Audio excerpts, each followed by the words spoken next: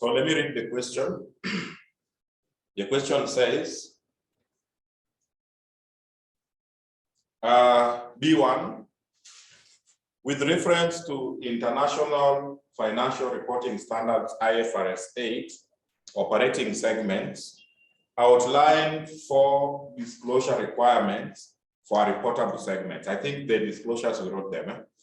Yes, so we have to go to Roman 2. So Roman 2, the following information was obtained from the financial records of Superfood Group for the year ended 31st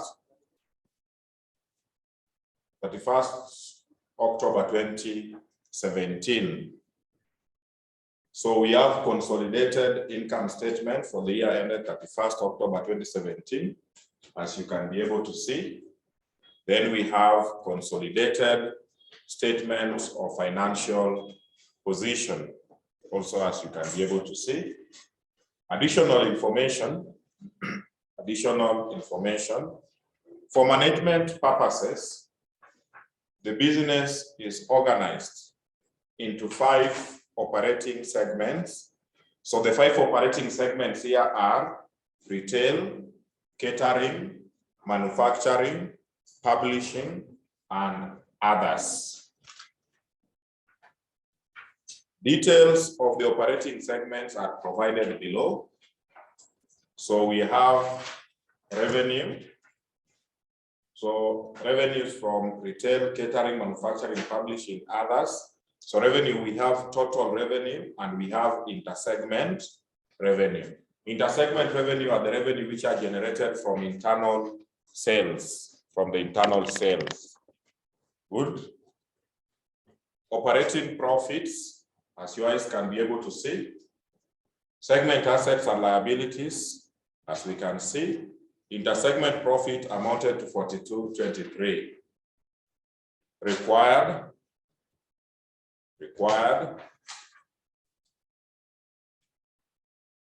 Segment reports. As far as, Thomas, I don't know what is disturbing you, and you were there in the last class.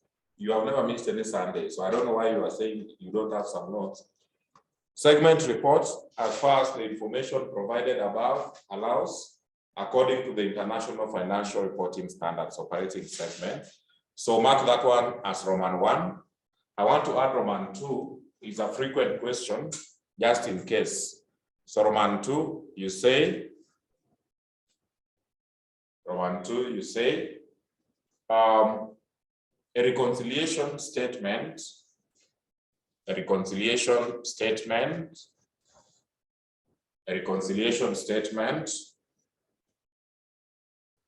for revenue,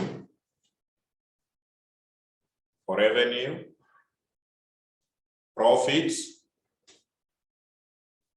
assets, and liabilities. Full stop. So that is it. So Thomas, possibly what happened to you from your back? There is a page you skipped, so it is confusing. You don't know there are notes ahead there. Because he's asking about Mafuta Limited. Mafuta Limited was on deferred tax. Deferred tax we finished and we started the segmental in the last Sunday's class, and you were there. So you skipped a page, then you started in front. So you are not seeing some notes there. They are there. You are here, I can remember.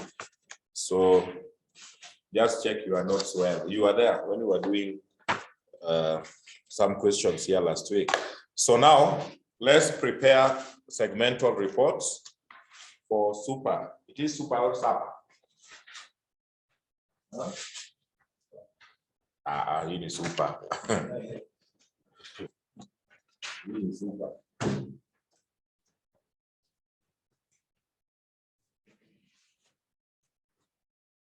So Superfood.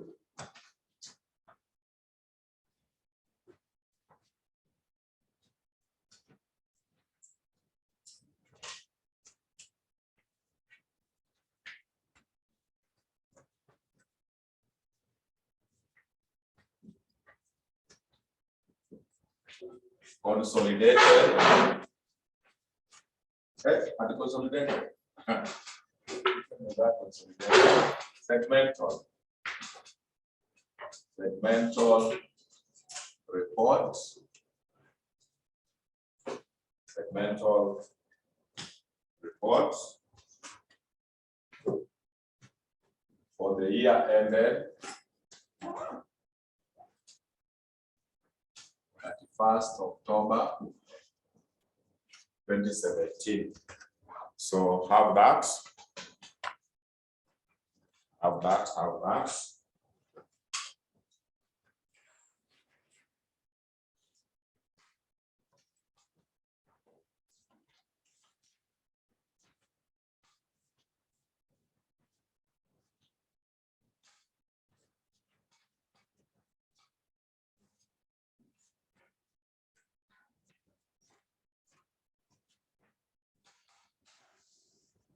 Oh.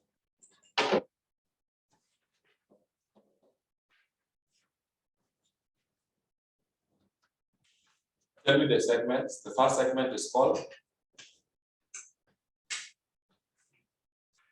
retail. So the first segment is retail. After retail, catering. So how they are catering. After catering, manufacturing.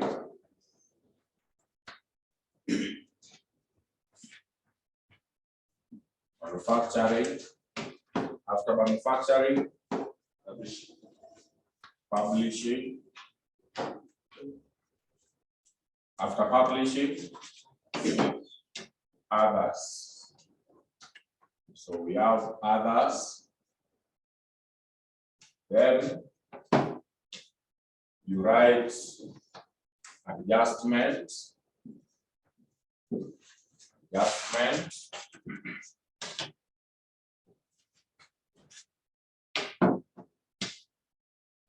Then here you write consolidated. Consolidated.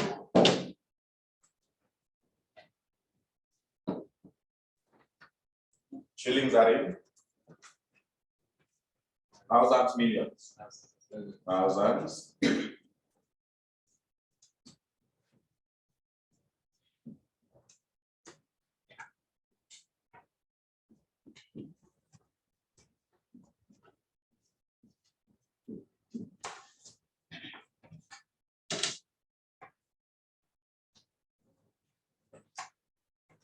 So have that layout.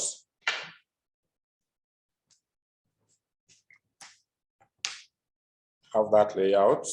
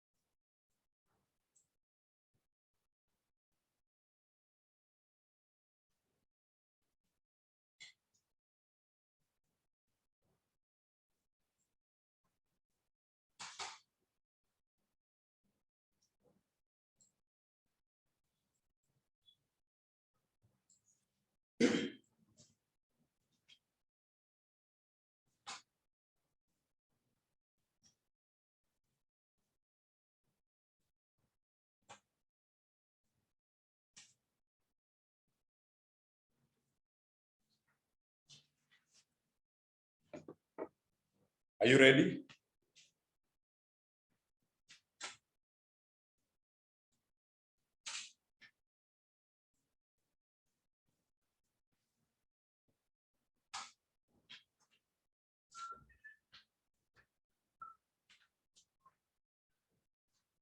You are ready, so we start, we follow the procedure. So the procedure is you start with the revenue. So right there, revenue. right there, revenue.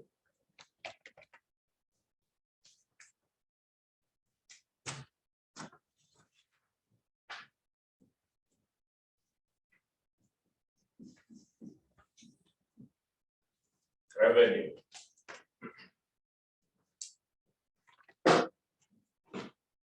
Revenue.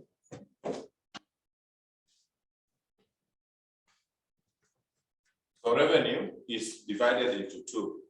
There is the external and internal. Internal is the one we are calling intersegment. Then sales to third parties, the external sales. So when you combine internal and external, we'll give you the total. So right here, external revenue, external revenue, external revenue, and intersegment revenue. So the sum of the two will give us the total revenue. So here you will have, so the sum of the two is the total revenue, like that. So have that.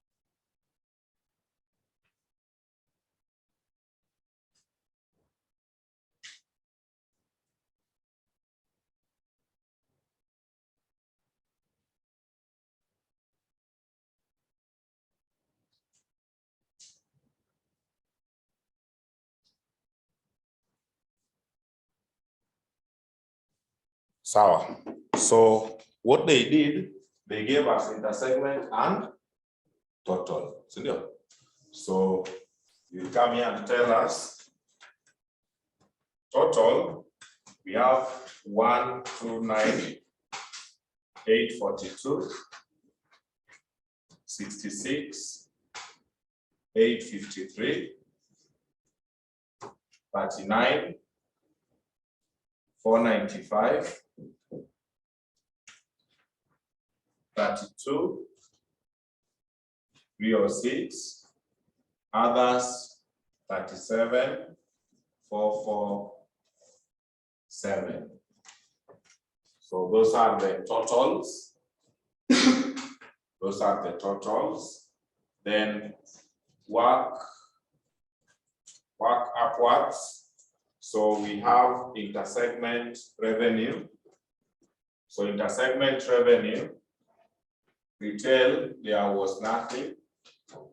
This one was 74.65. Manufacturing 36, 791. Nothing, 56, 63.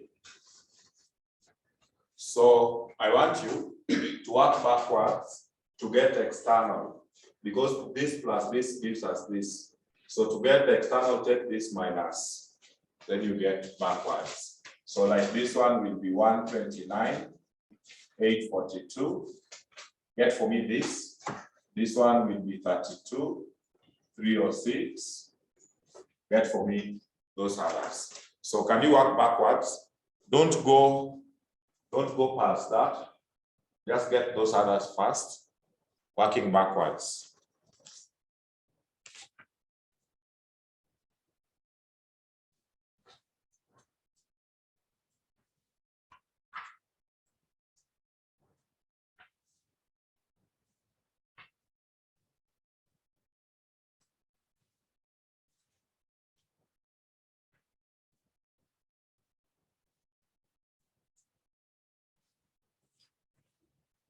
Work backwards.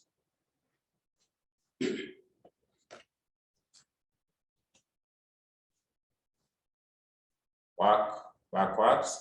So for catering, I'm being told by Adam, 59,388.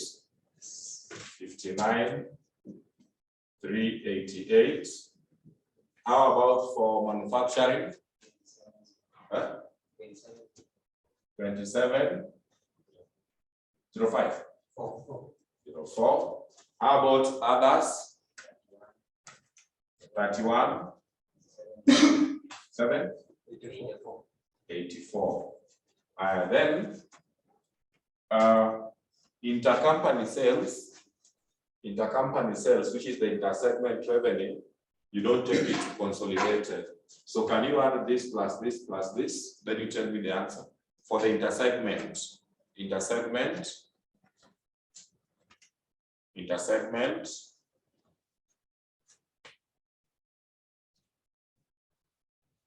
it comes to how much? 49. 49. 990. So that one you eliminate. You subtract the intersegment sales. So subtract it at that point. So it means here there will be nothing. Then drop it down here. 49, 919. Then add across the external, add this plus this plus this plus this plus that. We post to the far end. What do you get? So add across. Add across.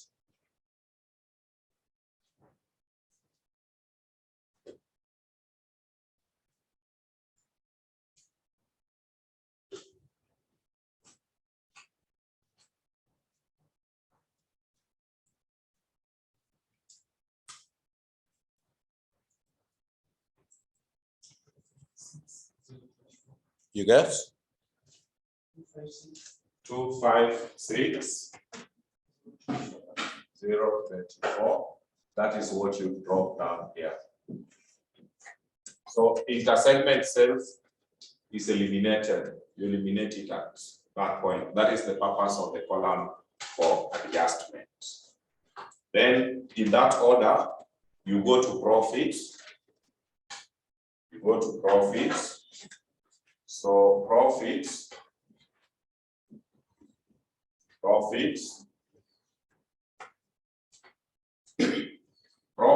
we have been given which profit? Operating profits. So right there, operating profits.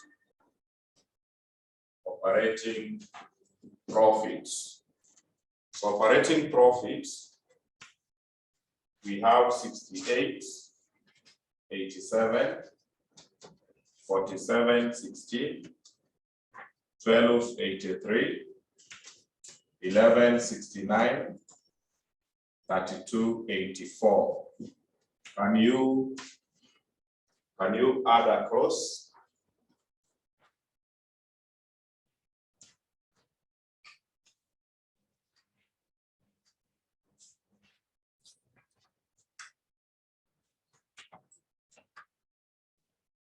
No, add but don't post. Add but don't post. Just add and tell me the total. The total is how much?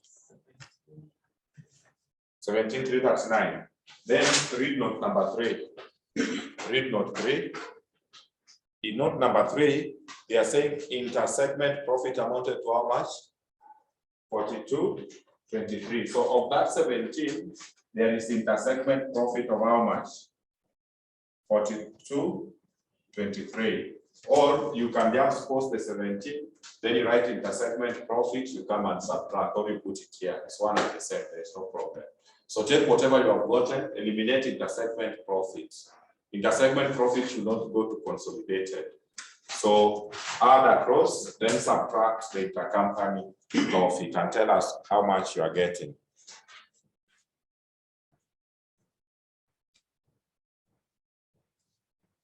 Terry is asking, hizo figures zinatoka wapi? Which ones? Like which one in specific? Terry, which one in specific? So Adam is saying 32,116 after you subtract. 32,116. 32,116. So now 13, kuna mtu amenipea 32. 13,116. Terry, if you cannot see operating profit, we kuja tu hapa physical tukusaidie, because sasa hatiwezi ona hiyo operating profit kabisa. So hata unaona person amekuuliza, do you have past paper in the first place? Terry, you are a very funny person. So have this. So total consolidated profit is 13,116. 13,116.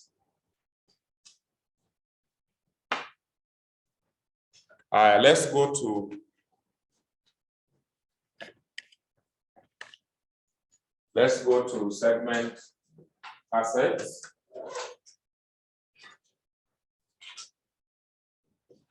Segment assets.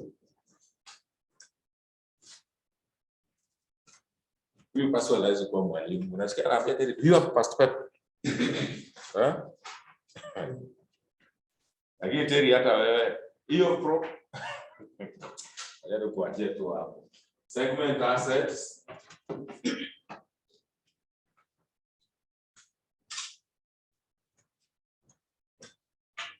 So segment assets, you say identifiable. Identifiable assets. Identifiable assets. So identifiable are those assets which are in particular to that segment. They are attached to the segment.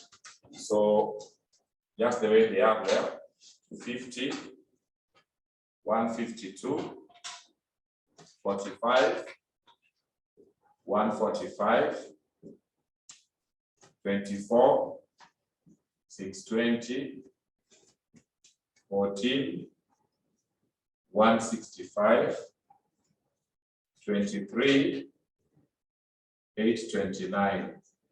Can you add for me the total? Then there is investment down there. Bring it.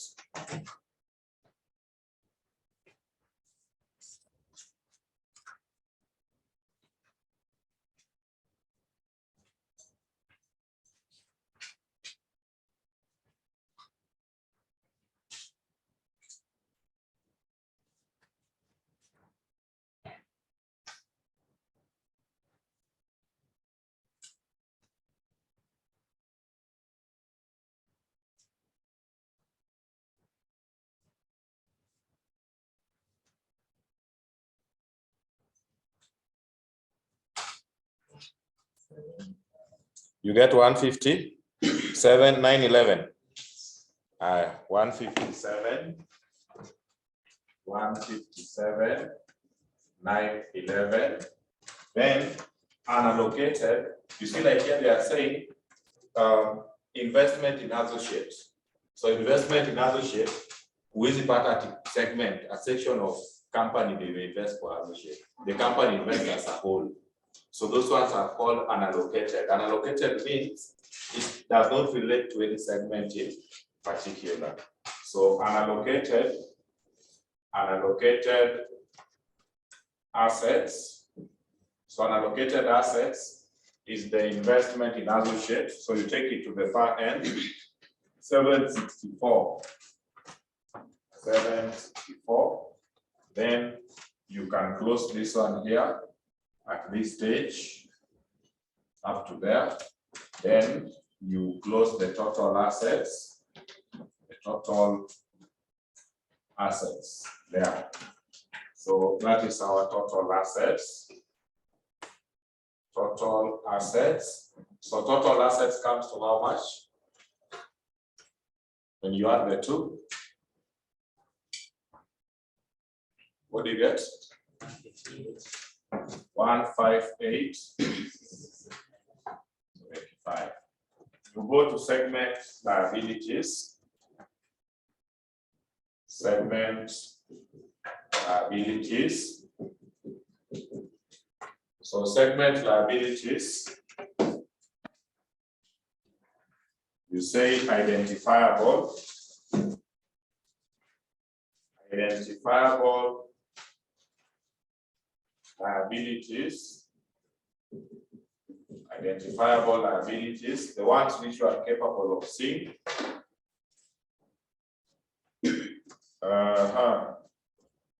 14, 839,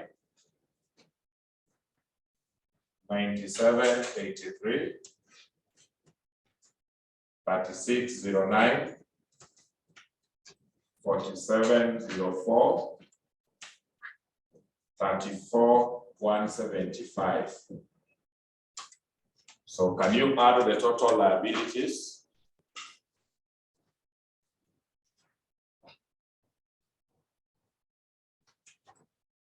Add the total liabilities.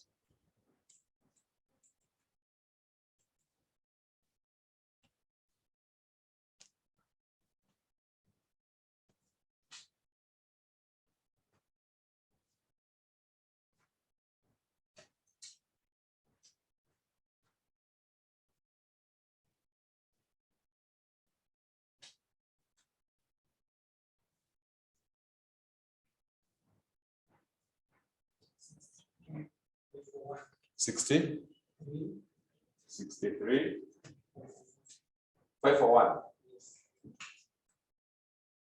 Then there was no unallocated. Some people are saying 67, 110. So check your side. 67, 110. So there was no unallocated liabilities. So we just close without any problem.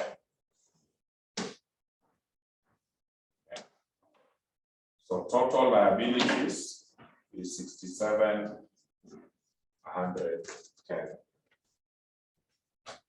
And by the way, for your information, segmental report is done. 10 marks. There is the segmental report. If you now,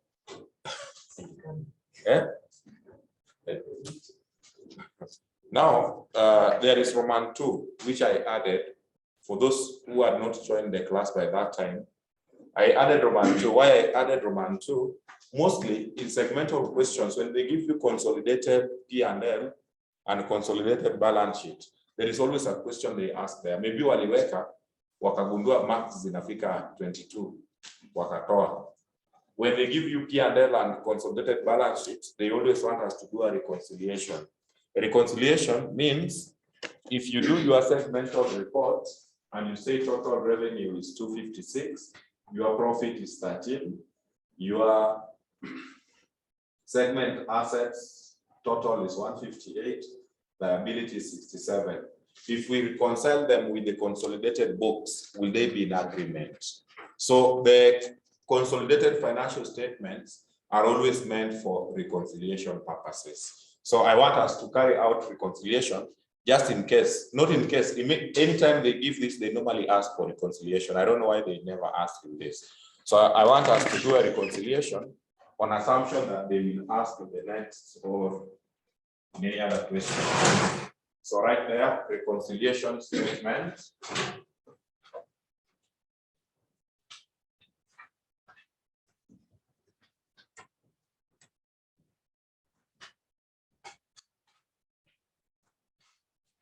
Reconciliation statements.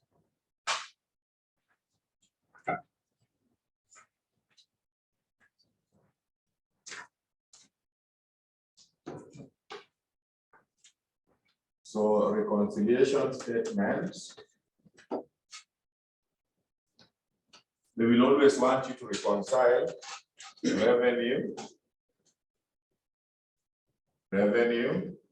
You reconcile profit. Of course, this profit is always profit before tax.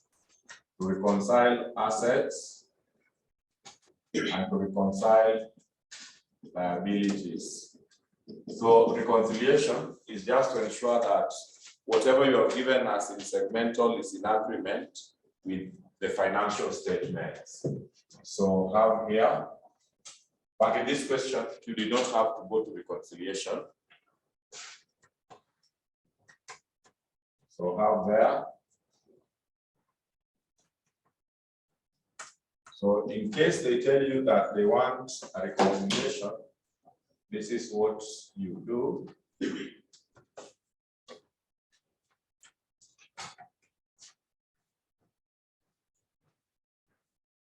So you can say here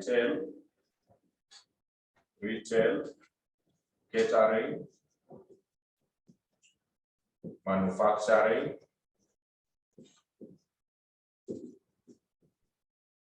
publishing,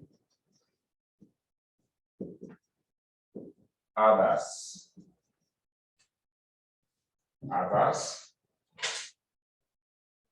So you take the totals. So totals as per what you have gotten in segmental reports.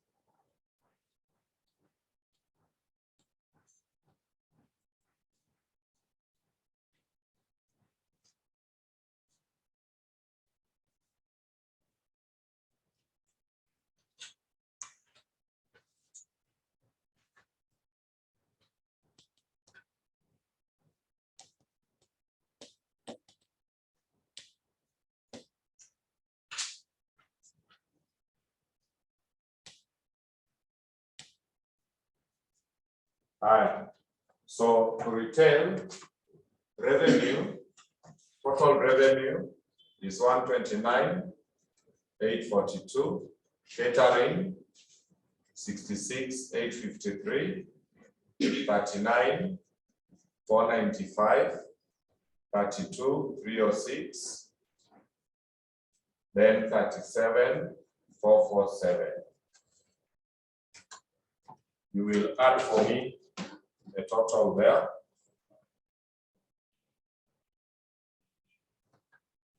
Then profit also you give us the total 68,87, 47,16, 12,83, 11,69, 32,84.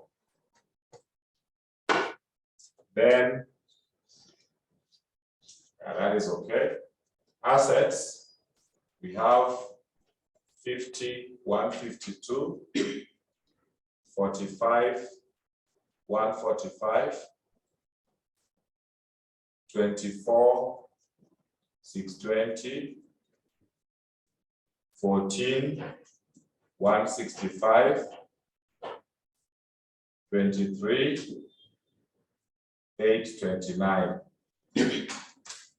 Liabilities 14. Fill in those ones.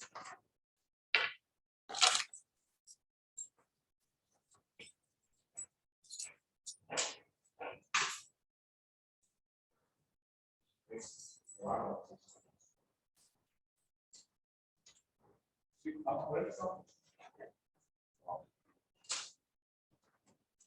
14,839, 97, 83, 36, 09, 47, 04, 34, 175. Just inside that. Give me the totals. I don't want totals. For revenue,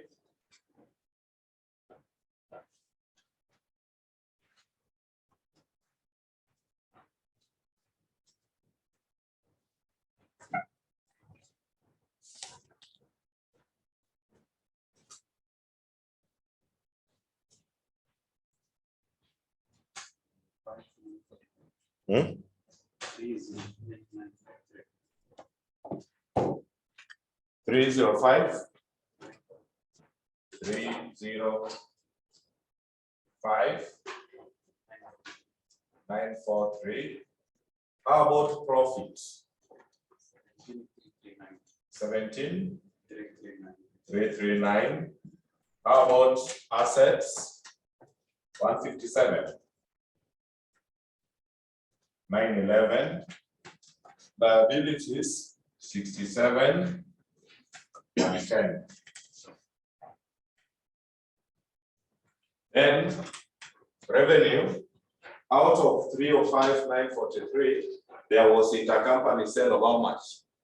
49,919. So you say here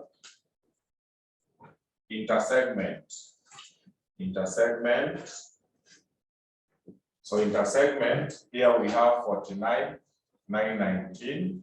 That one you will subtract.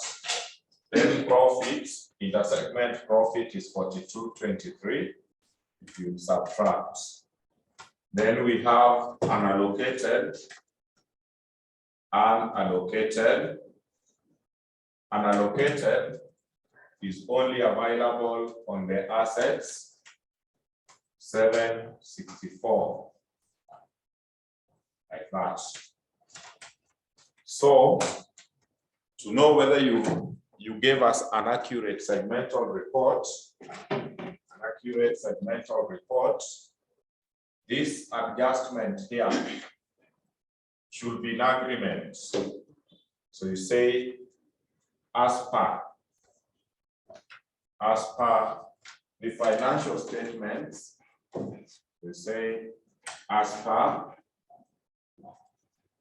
the financial consolidated financial statements, as per the consolidated financial statements. So when you take this minus this, we get what? 256,024. So can you go to P&L, the consolidated P&L? Is their total revenue coming to this? So that is now how we reconcile. It is in agreement with their total revenue in their consolidated P&L. They have the same. Gross. Where? Sale of goods, sale of services, rental income, revenue. Yes. Are you seeing the total revenue 256,024? Yes. So that one is in order. 256,024. Then down here you can even say R. R to stand for what? Reconciled. Derivative. Reconciled is in order. Let's go to profits. So the profit here, the operating profit, once you adjust, you're supposed to get profit before tax. So this one here, this minus this, comes to 13,116. So go to consolidated P&L, check whether their profit before taxation comes to 13,116. After this margin shape, like it, yes, 13,116. So even this one has done what? Reconciled. Or you can write reconciled in full. Then assets, when we take this plus unallocated, this plus unallocated will give us 158,675. Can you go to the consolidated balance sheet whether we get the same 158,675? Yes, no. Yeah, 158,675. Even that one has reconciled. Finally, liabilities. Liabilities, there is nothing. So 67,110 is what we want to drop. But let's check first.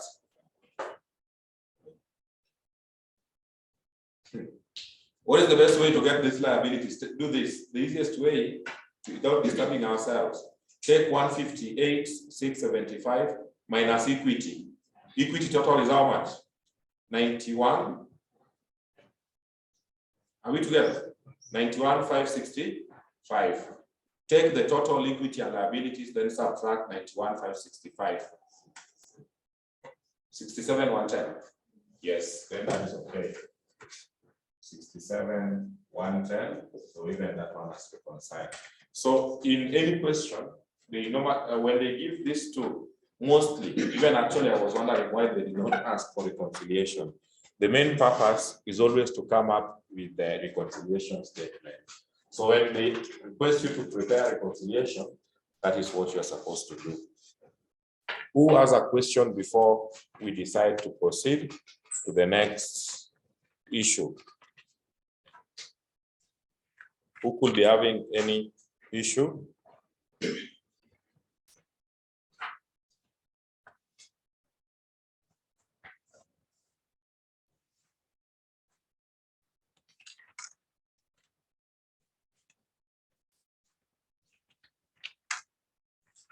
If there is no any issue, then we go to another question. We approach another question immediately.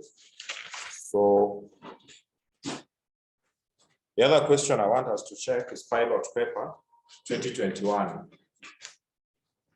December 2021, pilots. December 2021, pilot paper.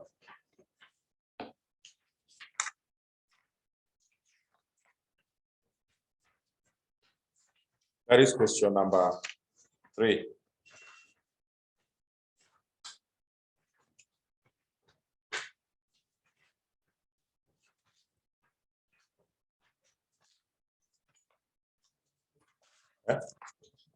Page 19.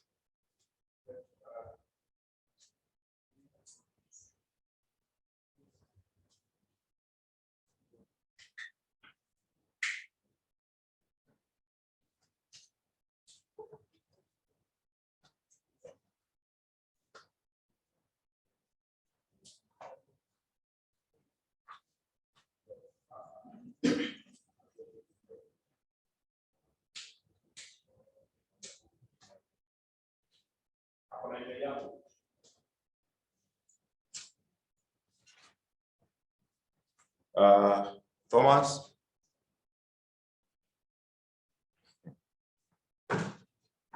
What?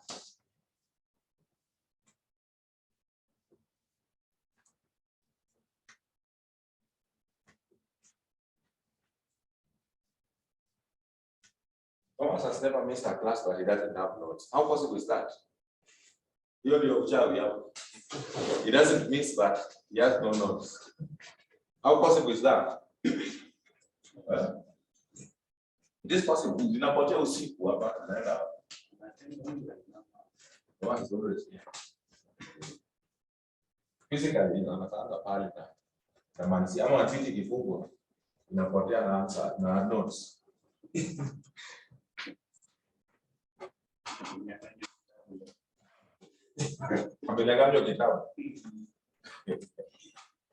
So I want us to check that question. Right there. So it says, Mtangazaji Limited operates in Kenya and in other East African countries. The company has 2 operating segments, print It is just print. Okay. Print and TV stroke radio. So those are the segments. Print and TV. So revenue. So we have revenue, print, TV, radio. You're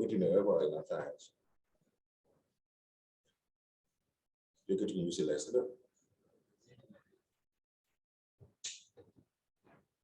Well, so hizo vitu, angalia hizo vitu. You just check them. Look, all of them, then we start.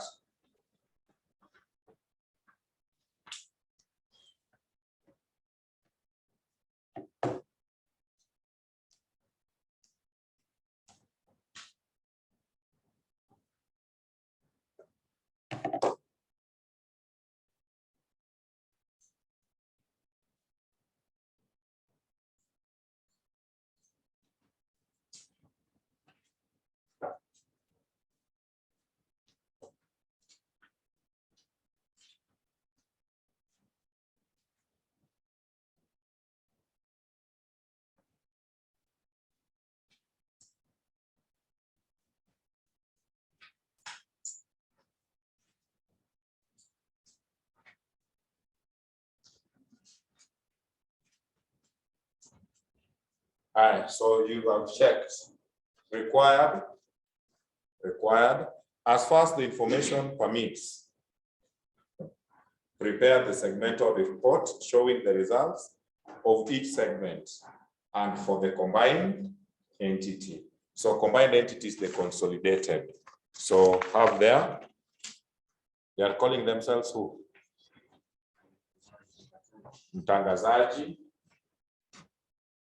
Right there, mtangazaji. Mtangazaji what? Mtangazaji limited.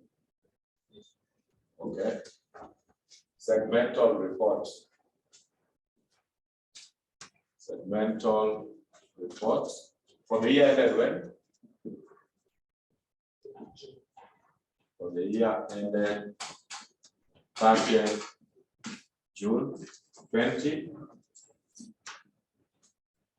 Which one? 2021. 2021. So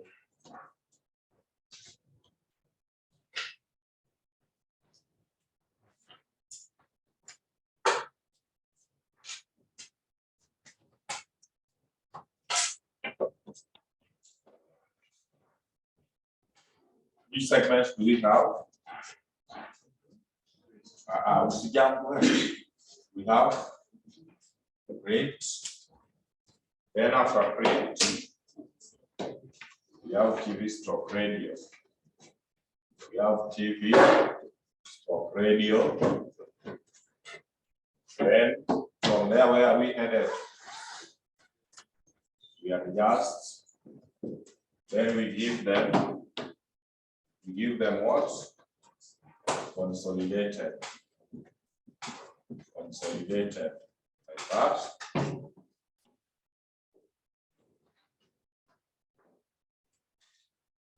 That's shillings are in.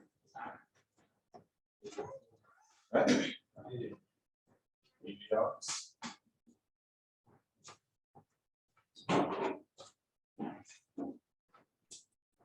So shillings are in millions.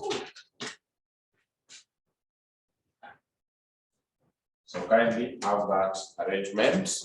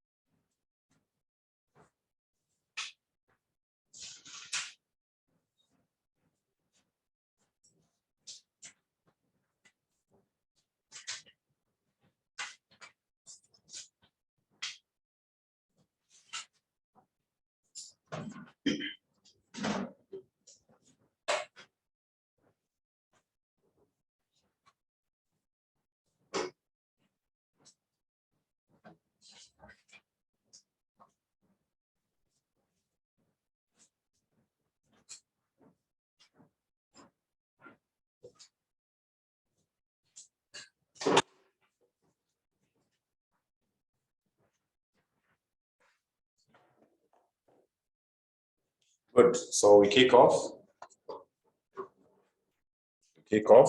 So revenue. Give us revenue here. Revenue. So revenue.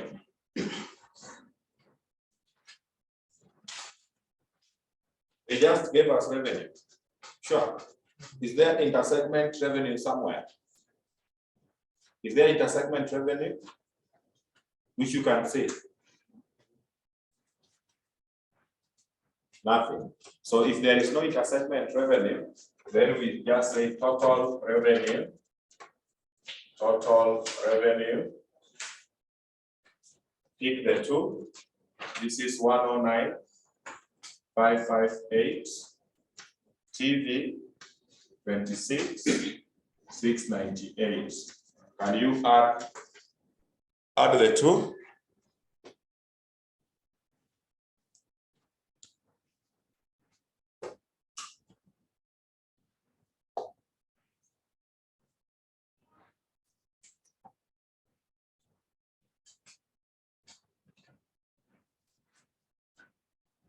When you add the two, you get 139. 139? 136, 256. 139? 136. 136. 256. 256. When there is nothing, for revenue there is nothing. So just close it. Just close it. Just close that one without problems. So total revenue stands to be 136,256. Then profits. Profits,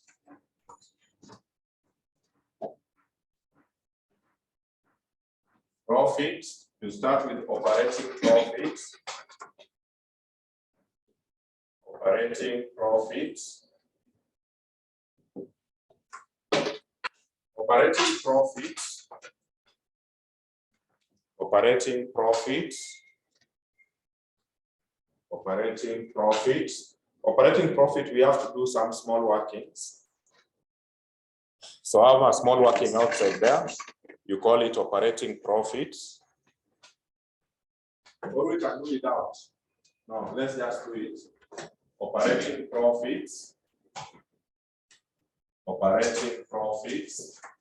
So for operating profits, for example, print, you will take 109,558 minus cost of what?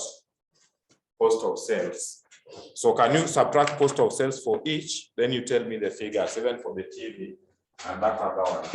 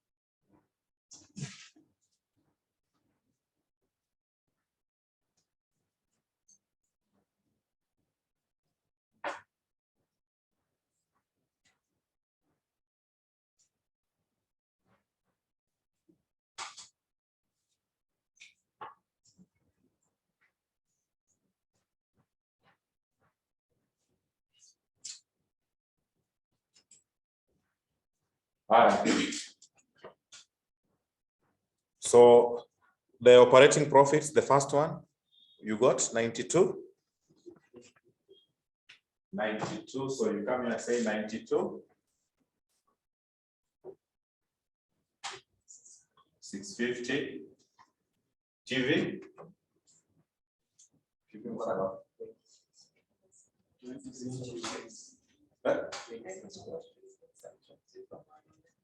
I don't know what people are subtracting. I have kwanza to record. TV mmeona ngapi? 26? 20. 26, 14, 6. So we are subtracting to get profit. We subtract cost of sales. 16, 908.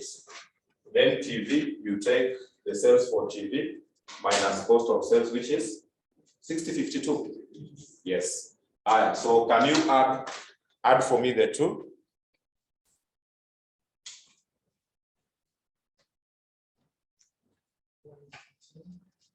Hmm?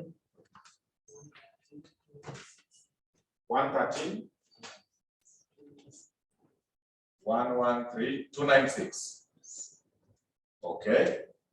Then there is operating cost. Can you check for me operating cost? I saw it somewhere. Is there operating cost all of this? Where is the operating cost? Other operating cost. So operating costs, you can subtract them from the operating profits. So operating costs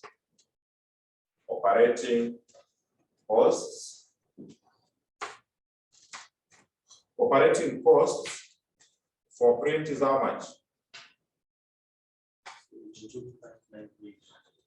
Print is 72, 598.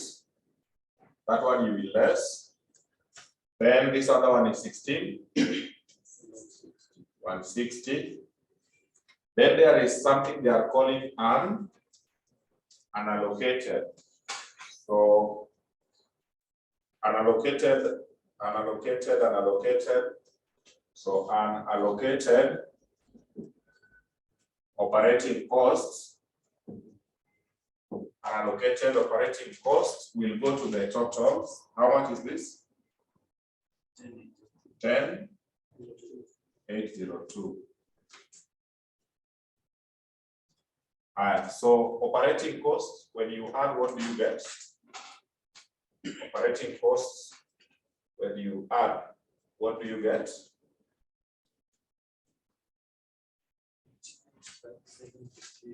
88. 5.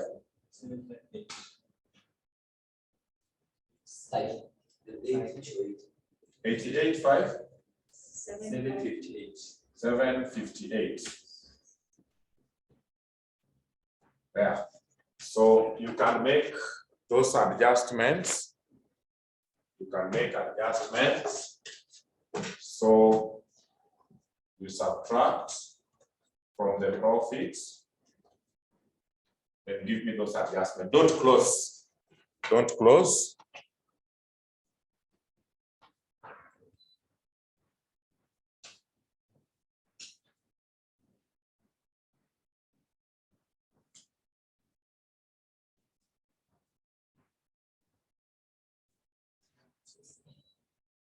You get?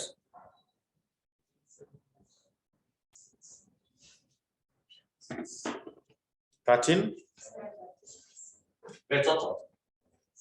13.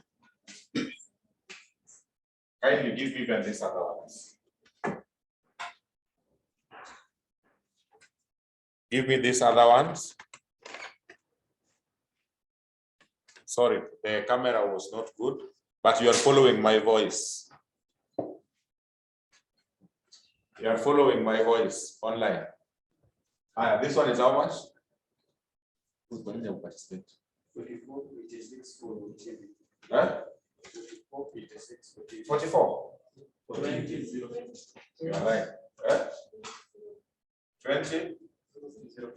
052, and this other one 43 4486.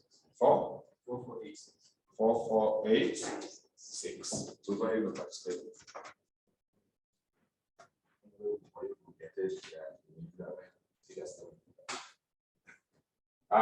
Then other items. I've seen other items. So other items are things like finance costs, associates, those issues. I saw them somewhere. There is finance costs. So finance costs. Finance cost is how much? Print 774. Then TV 66. Get the total. Then there is an allocated finance cost. Unallocated is how much?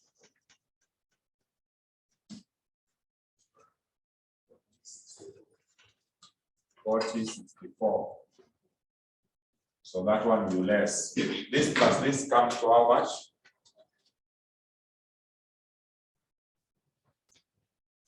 This plus this comes to how much? 840. Also less.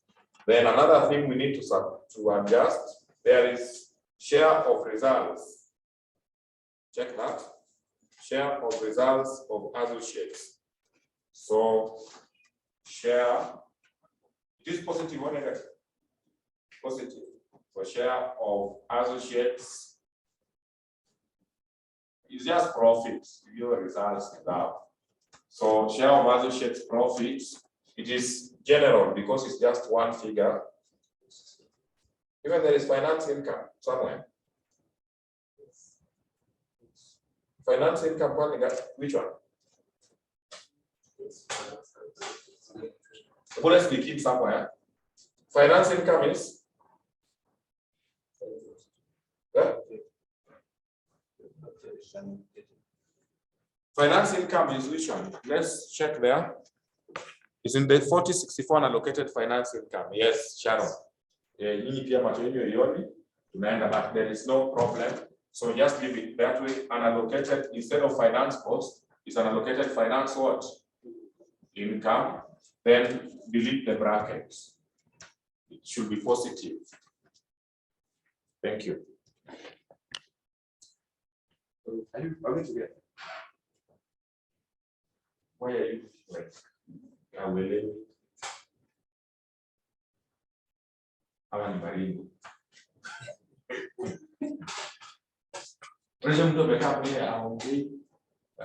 What's wrong with you?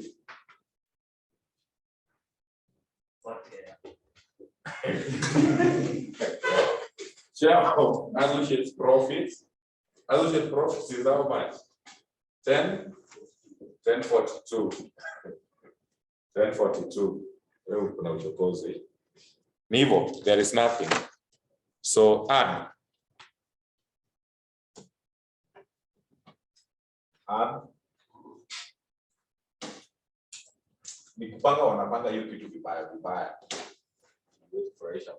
So this is profit before tax. So you think on the pilot there. Profit before tax. Profit before tax. How much?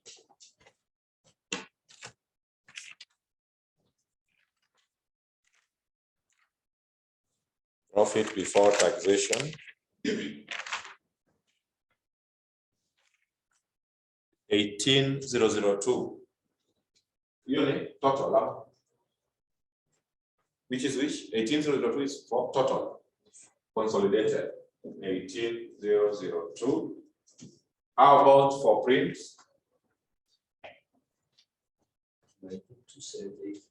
19,278. How about for TV? Wewe unafanya kazi ya wasichana. Sasa hiyo ndio out here. Hiyo time gani unapata ya kufanya kitu kama hiyo? This one comes to how much?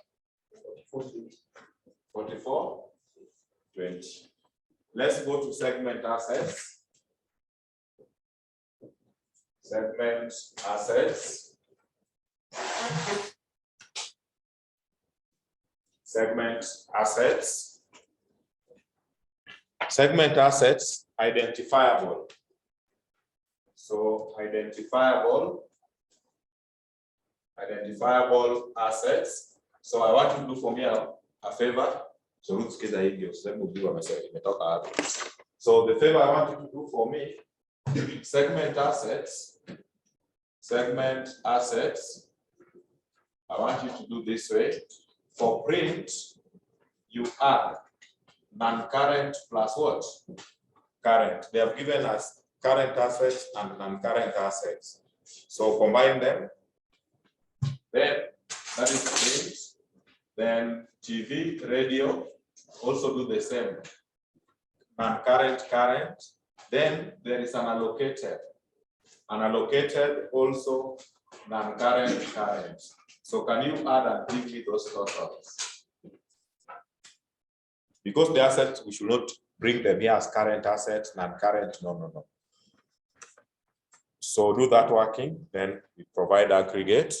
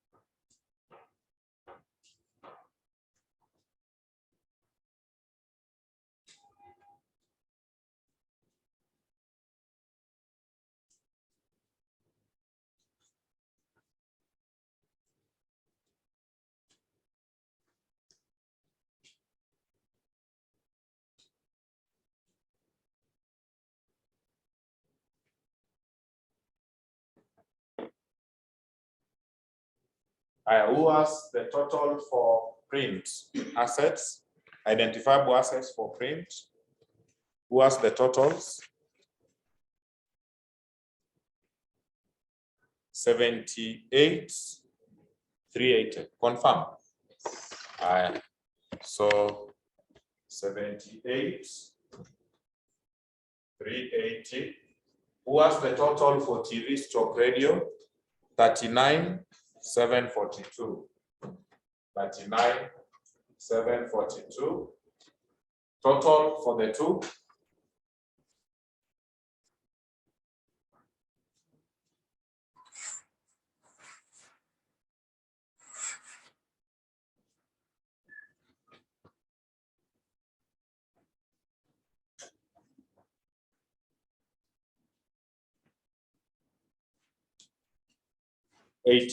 No, 118, 118, 122. Unallocated assets. Allocated assets for all comes to how much? Unallocated comes to 87,180. 87,180. So the total assets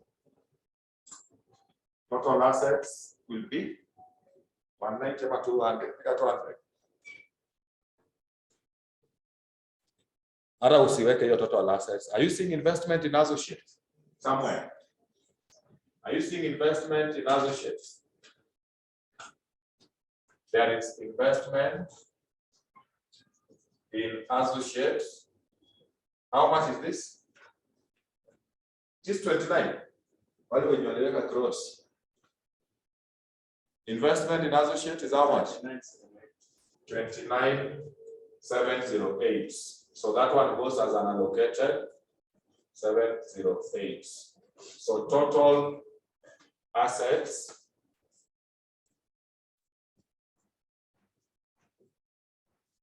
total assets.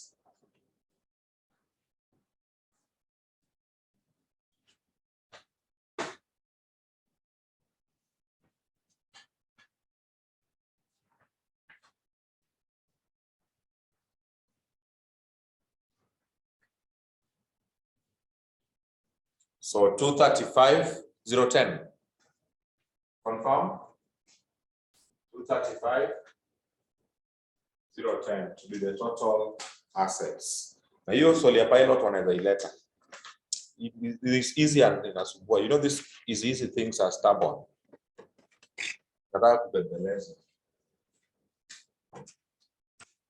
Then let's go to segment liabilities. Proceed down there. Segment liabilities. So you proceed in segment liabilities. Segment liabilities. Segment liabilities. Identifiable. So identifiable, please do for me the same thing you did for the assets, then unallocated. Allocated liabilities. So can you combine? You take current, non-current, current, non-current, then unallocated. Do for me that work. We start with identifiable for print, combine them, both current and non-current. So that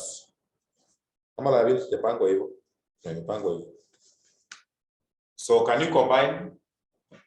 Let's start with the prints. Let's start with the print. Combine the two. You get?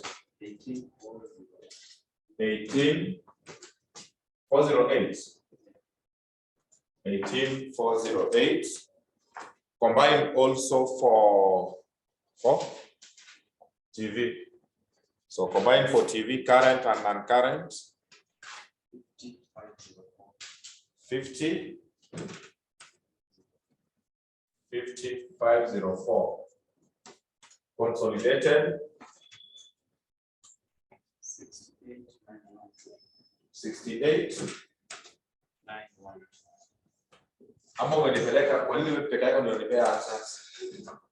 You can be taking me to somewhere. The rest confirm. Naweza kuona nipeleka tu mbio alafu tukifika mahali tunaambiwa tupige gomu. So kindly confirm.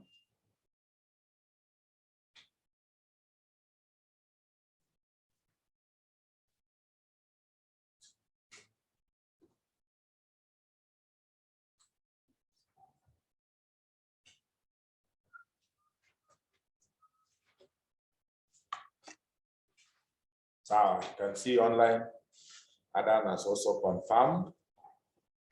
Then if that is fine, can you do for me unallocated? Unallocated, you also combine that, and that. 8,840. Then total liabilities.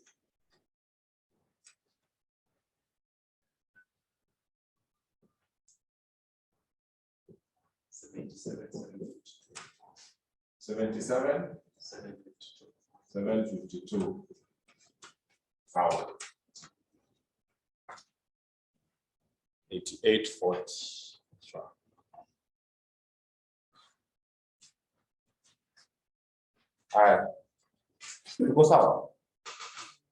Non-cash expenses, expenditure. Non-cash expenditure. Can you check the format I gave you? Non-cash expenditure, which ones? Which ones goes there?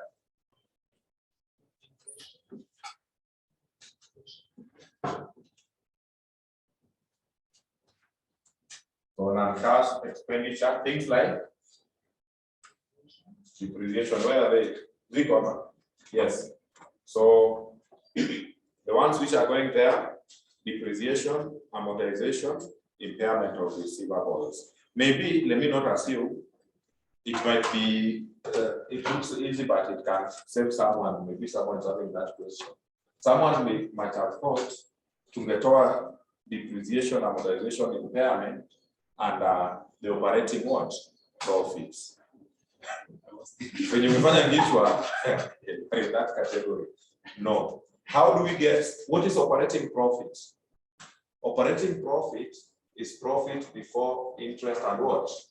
That. So in a expenses. So this is just a disclosure you are making. All those expenses have been adjusted. So it's just unaona kama depreciation like amortization. Zinakwanga zimefinywa huko kwa cost of what? Sales. Already wanakwanga wamezicapture. So this is just a disclosure we are making.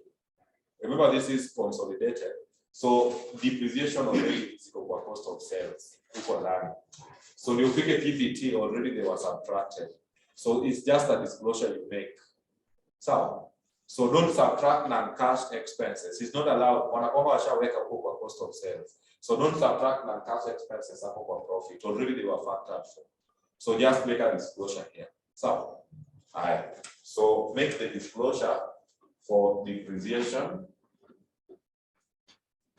When I do one by one, yours. Depreciation is how much? It is 92. Help you see those figures. 92. Depreciation. 92. And the other one? 27.02. Can you add? So, like a depreciation, the cost of sales. So, it's a disclosure we make. Any non-cash expense is assumed to have been classified in cost of sales like an administrative. So, you just give a disclosure. Don't subtract them from profit. Profit, you only adjust cash expenses. How much is this? 11,994. Then we have amortization.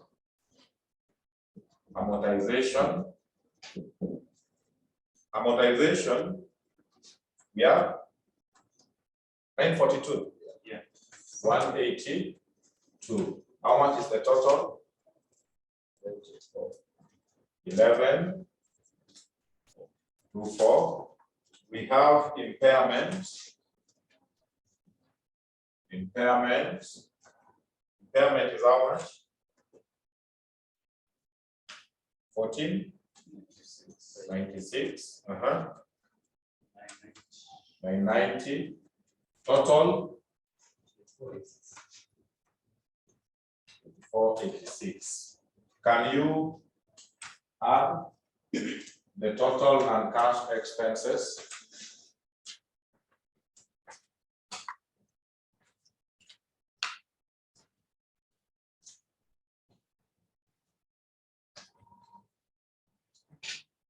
Eh? 15. The total. Yes, 15.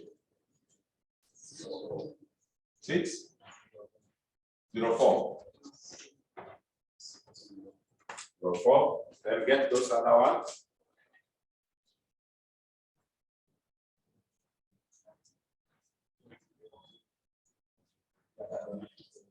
There are two.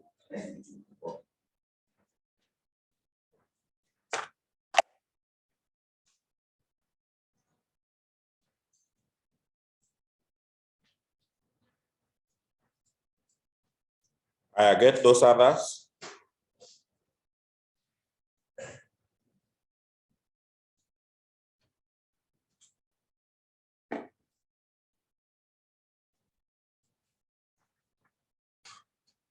Then, can you read for me the disclosures? There's something we wrote about disclosures.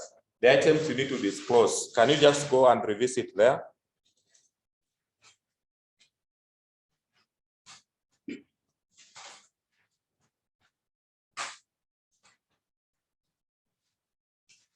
Have you read them?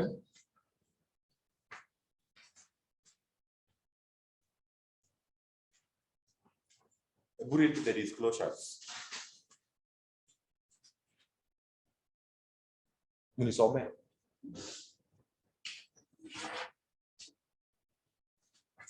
Ama muzi yote.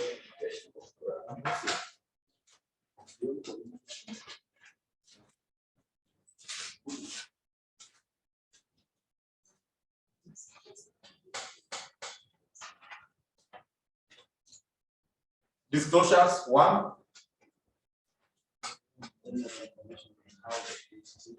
Paswell is telling Adam, you are very fast. Slow down. General information on how and the entity identified this reportable segment. General information on how the entity identified the reportable segment, which is identified based on what? We identify based on what?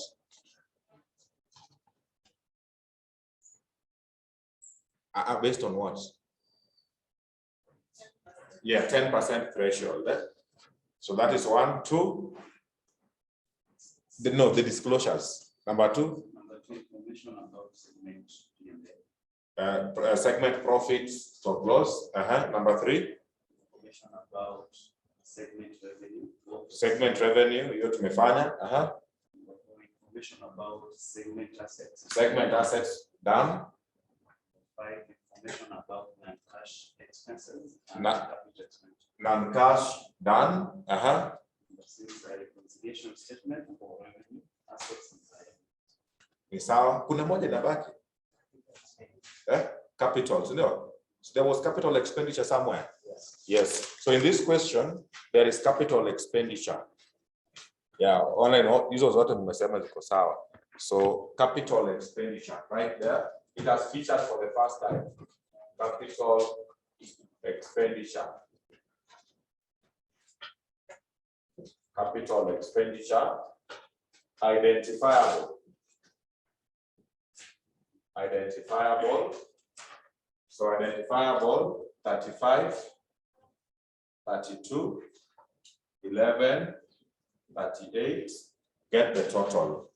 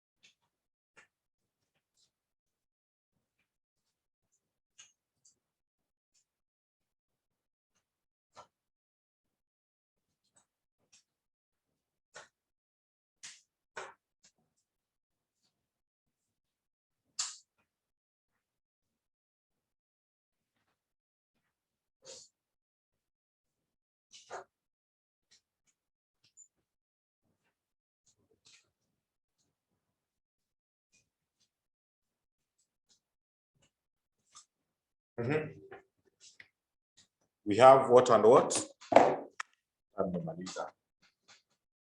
That is 35. Total is 46. 70.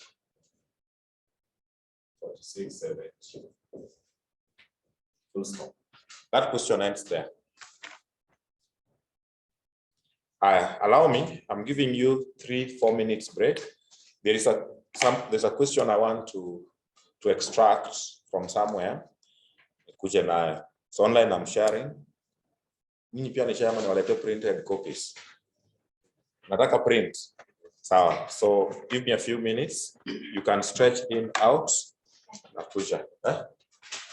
3 minutes. I think 3-4.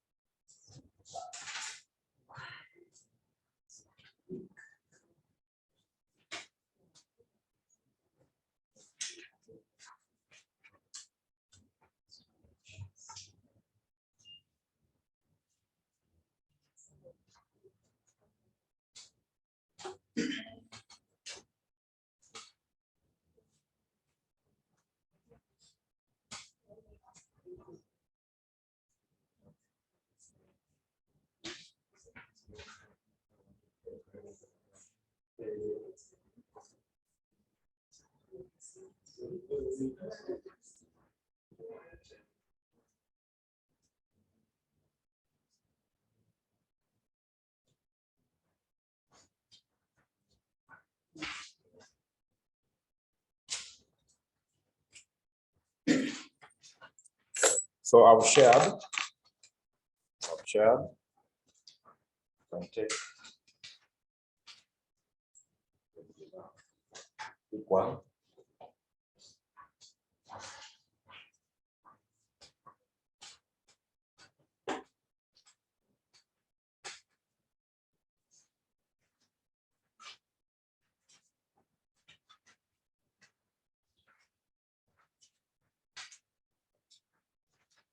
So all those questions relate to segmental reports, all of them.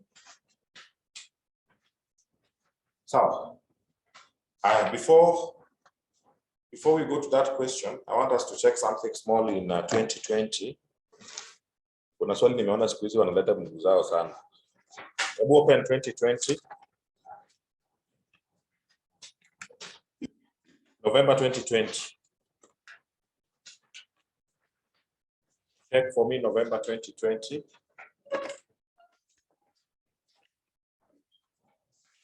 November 2020.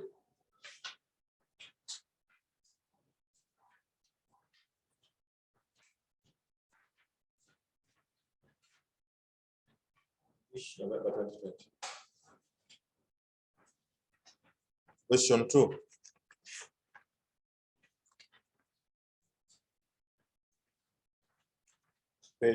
Mine is page 43 thereabout. Yes. Around page 43. November 2020. 43. November 2020, page 43, question 2A. It says, and I read, the objective of International Public Sector Accounting Standards IPSAS 18 segmental reporting is to establish principles for reporting financial information by segments. The disclosure of this information will help users of the financial statements to better understand the entity's past performance, identify the resources allocated to support the major activities of the entity, enhance the transparency of financial reporting, and enable the entity to better discharge its accountability duties. Required in the context of International Public Sector Accounting Standards, IPSAS 18, segment reporting, explain how public sector entities identify segments that should be reported separately and indicate how this differs from reportable segments for commercial sector entities under International Financial Reporting Standards, IFRS 8 operating segment. So first, allow me to give the distinctions. So right for me there, comparison between IPSAS 18, comparison between IPSAS 18 and IFRS 8. IPSAS 18 and IFRS 8. IPSAS 18 and IFRS 8 in bracket November 2020, question 2A. November 2020, question 2A.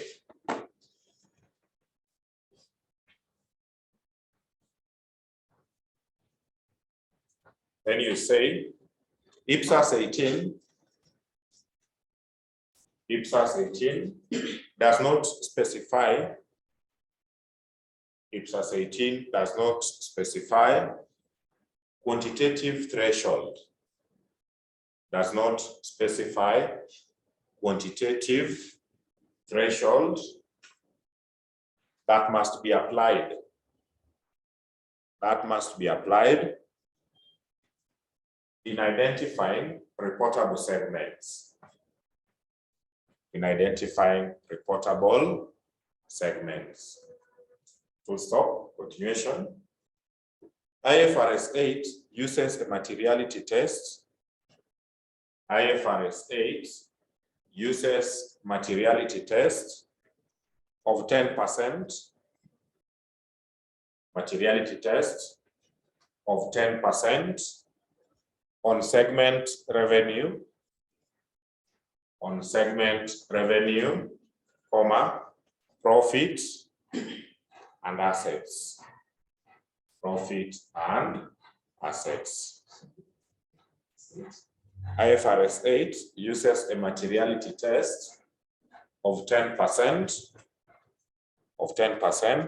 on segment revenue, profit and assets.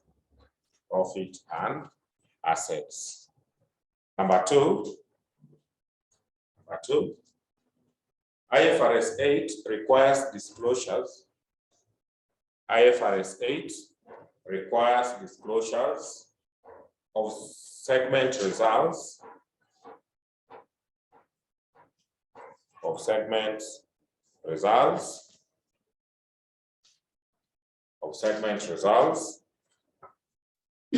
including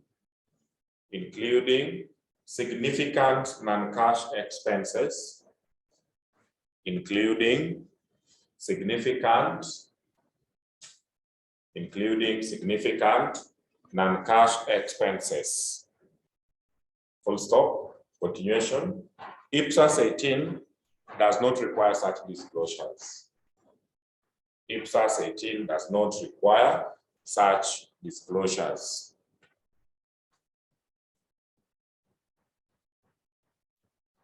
Continuation, number three, not continuation, number three. IPSAS 18 requires entities. IPSAS 18 requires entities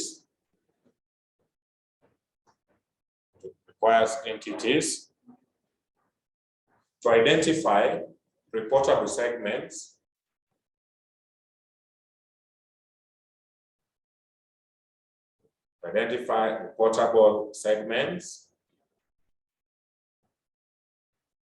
based on their past performance. Based on their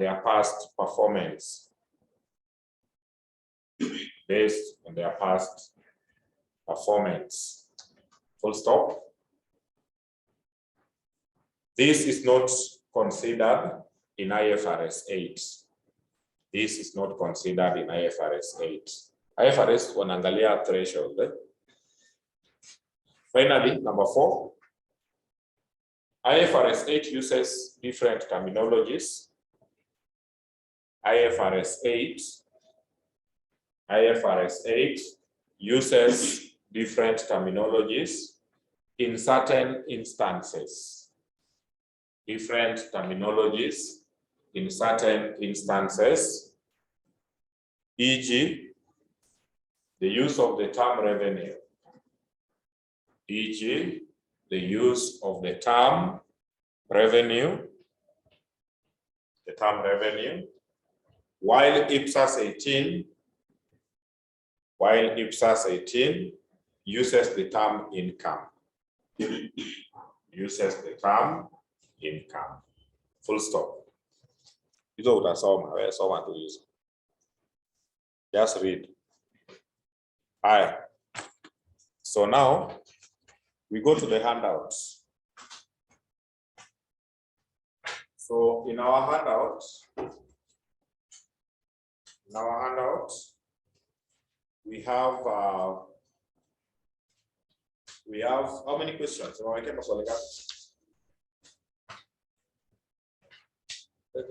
Question. There are 1, 2, 3, 4. I've given you 4 questions. So in that handout, my target is to do 2 questions from that handout right now. Once we are done with the 2, segment is over like that. So I purpose for question 1, which is June 2013. Then 2012, I will tell you what to do. Then we will go to June 2011. Then the last one, I'll tell you what to do. So we kick off with June 2013, question 3B.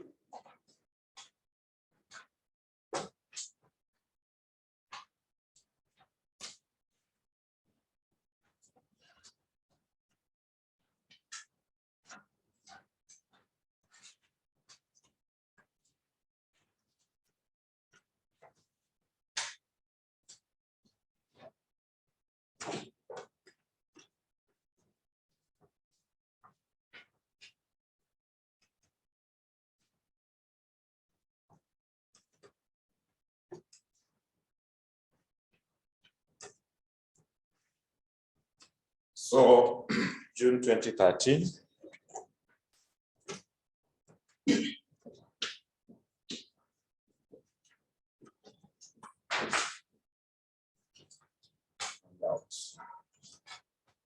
And I read, Ngambo Limited, a multinational company, is preparing a segmental report for inclusion in its financial accounts for the year ended 31st March 2013.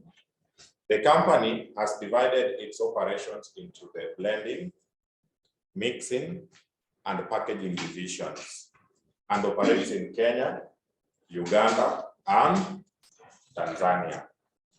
The figures below relates to Ngambo Limited and its subsidiaries, but excludes information on associated companies. Hiyo story hapo. Tusome kidogo alafu tusisome yote. Sales to customers outside the group by the blending division. See, that is external sales, which is revenue. Sales to customers outside the group by Kenyan company, the same. Sales not derived from blending, mixing, and packaging. That is unallocated sales. Sure. Yes. Then we have sales made to customers outside the group, assets. Umeshaona. You have seen. Tusome huko chini, tukimalizia. Segment profits, segment net profit, segment net profit by geographical area. So ile ngine segment net profit by industry, then by geographical area. Then we have consolidated net profit by industry, consolidated net profit by geographical area. Required the following reports in accordance with IFRS 8, reporting financial information by segment for inclusion in their annual reports to give maximum information to shareholders. One, they want industry segmental reports, then geographical segmental reports. So hata si kitu ngumu, ikikaa hivi inakaa serious, lakini ukifanya hata utaona hata kuna kitu hapo. So right there, Ngambo Limited is not that serious. Ngambo Limited segmental reports for the year ended when? For the year ended 31st March 2013. Sorry. So the segmental report, we are starting with industry. So in bracket, industry. Let's start by industry. So industry, which are the identifiable segments? Read for me the segments for the industry. Blending, we have blending, mixing, and packaging. Packaging, you adjust, you consolidate. Correct. So now have this.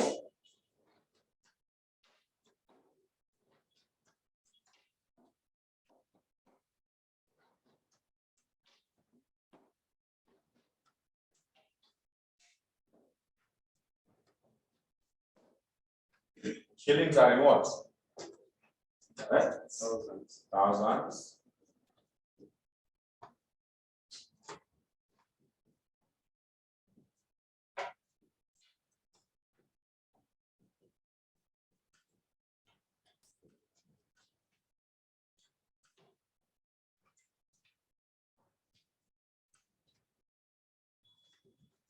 Have that.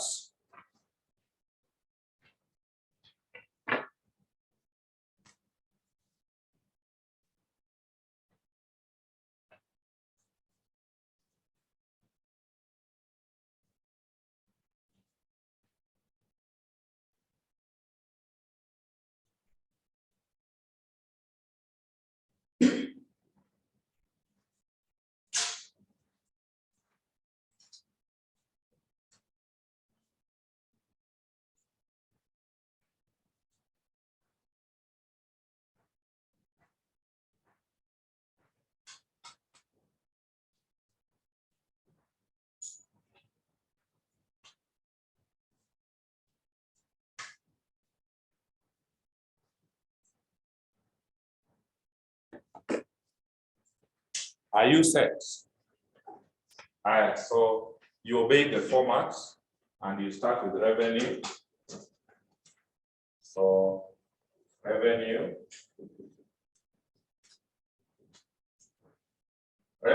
though here they call it sales.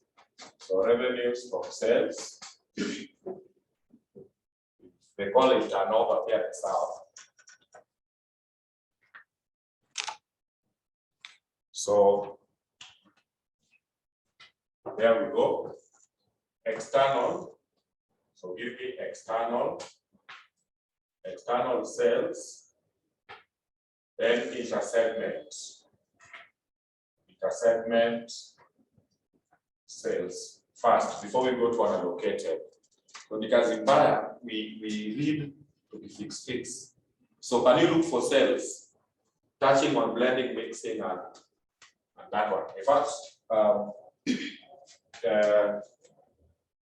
we can even have an allocated here, an allocated sales, so that once we start posting, we don't stop. Then this one will give my honorable students here, we give you what? Total revenue or total sales, whichever makes you happy. So total Sales or total revenue. I'm concentrating on sales because that is what the one they are using.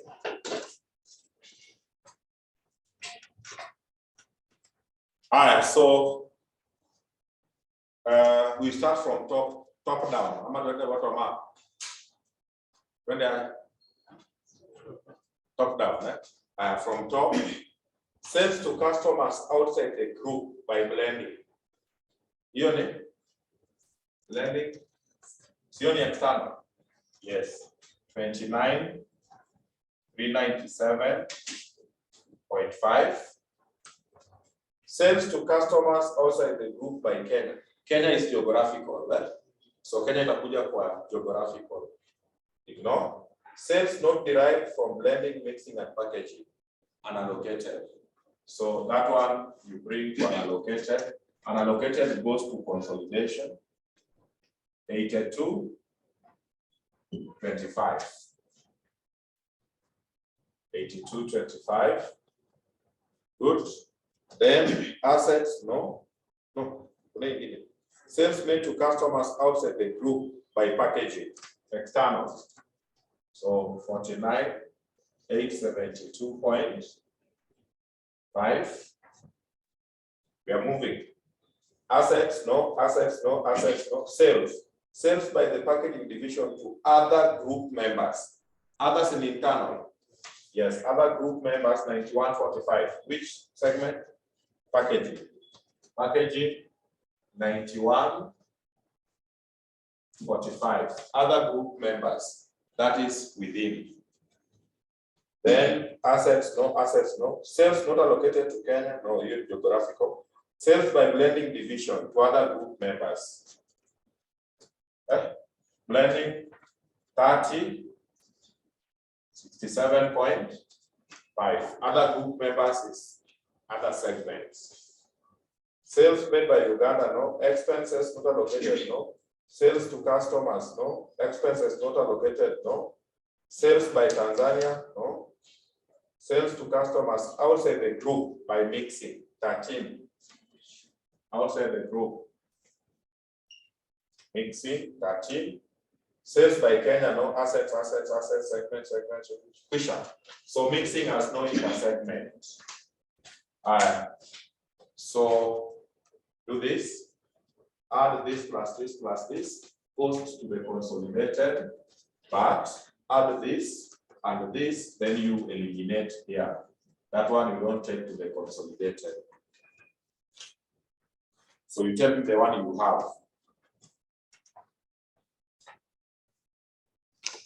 Just building up. 4570 is for?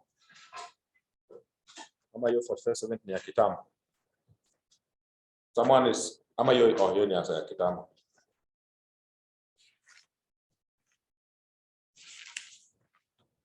$92 to $70 for here. 92 to 70. Sawa. Then the one to be eliminated for adjustment is 12, 122, 12, 12.5. So again,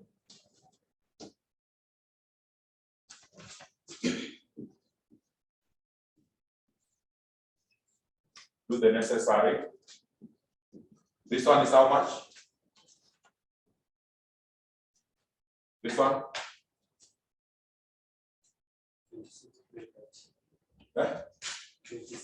What inapungua? 30? 465. Then this other one packaging 50 something. Packaging 59,107 point. 59,017.5. How about if you drop this and this total?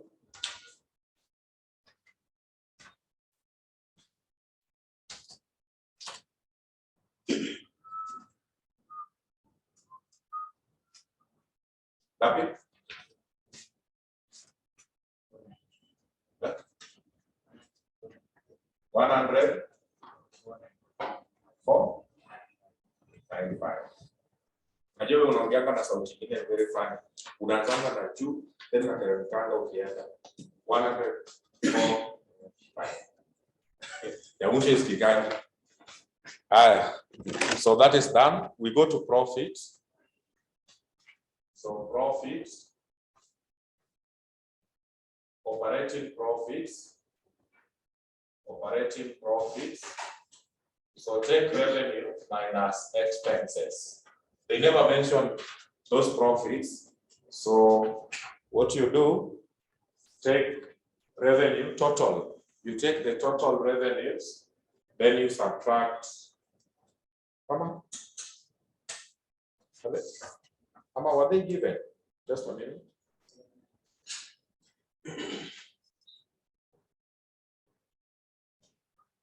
Oh, we were given a book check keenly. I want to see how you can derive it up. I've seen something there.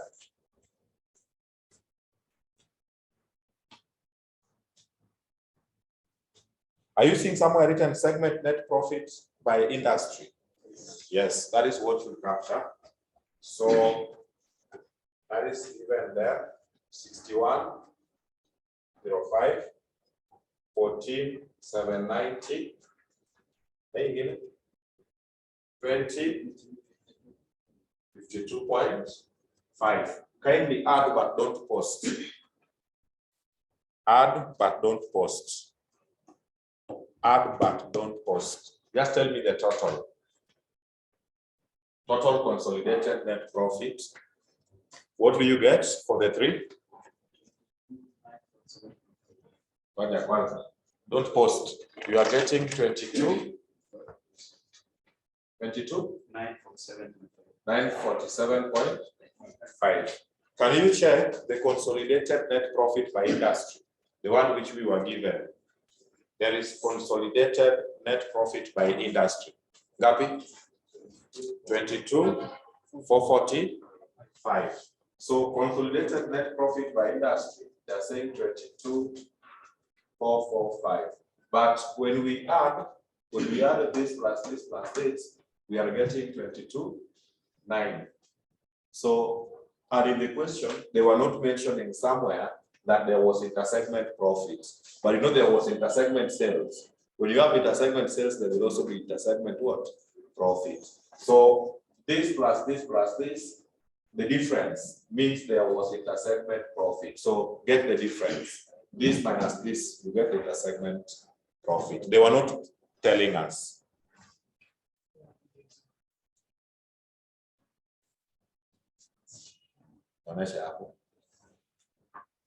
Maybe look here.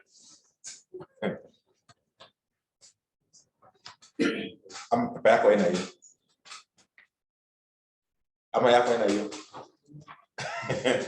consolidated net profit by industry, the second last.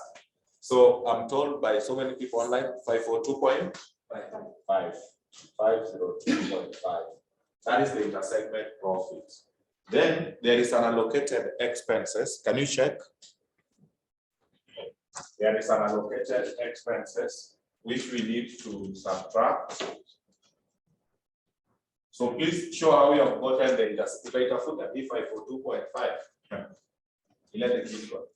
So unallocated expenses, how much? For blending, mixing, and whatever. I saw it somewhere. It is 12,510. Yes. So look for 12,510. You subtract. So total profit before taxation or total net profit will be how much? 22 minus that. You get? 99? 45. Segment assets. Segment assets. Identifiable. Identifiable are those which can be attached, those which are attached to a segment in particular. attached to a segment in particular.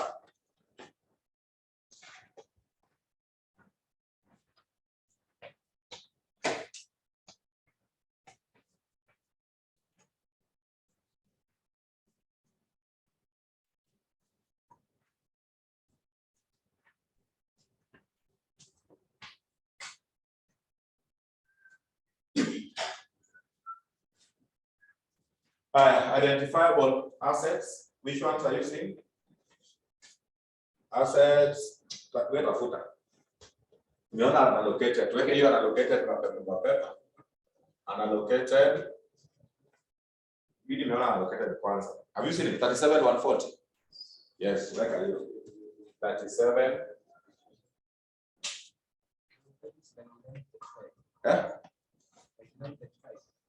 It's 35, not 45. 35. Okay, those who are copied can change. So unallocated is 37,140. Then look for others. Assets used by blending. Used by blending is how much? 79. 79. 79. 375. Proceed. Assets by mixing. I've seen mixing. Mixing is how much? 44. 437.5. Tunatafuta packaging. Hebu tafute packaging. I've seen it. 111. Assets used by packaging division. 111,550. 111,550. Can you add across? Seeing a kuja kwa mtani mtu anaona ni ngumu. But you see it is even easy.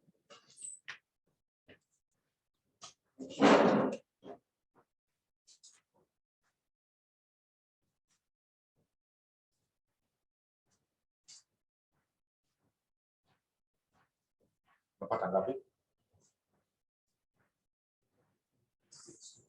2 235 362.5. So total assets. So you can close this one up to that stage. So get your total assets. Total assets are being told 272. 272. You may change, say that add, you have two different figures. So 272, 542. 542.5. Last segment liabilities. Do they have liabilities? Kuna mali tulisikia mambo ya story ya liabilities kweli? Hebu check to confirm. Hivyo ndio swali iliisha. Industry is over. There is no liabilities. This is a company which does not have liabilities. They are very serious. Huh? Hakuna. Let's do geographical. Geographical. Walete tu hii. Walete hiyo. Utapita nayo. Utasema inakaa familia. However, there is something if you are checking here, this one, then something.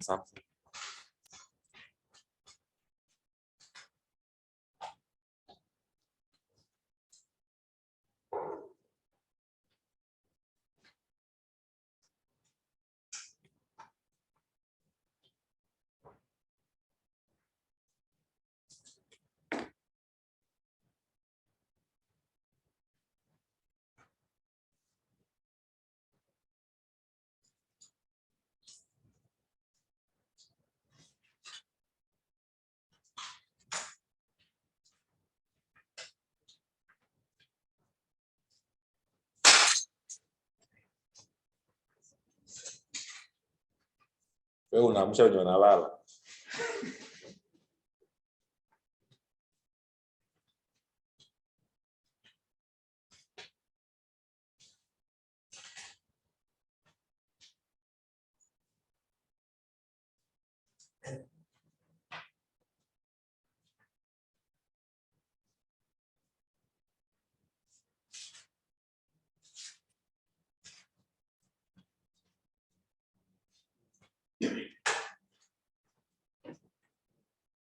So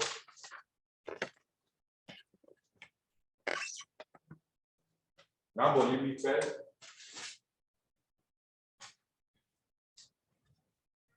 Segmental report. Segmental report. Geographical. Geographical for the year ended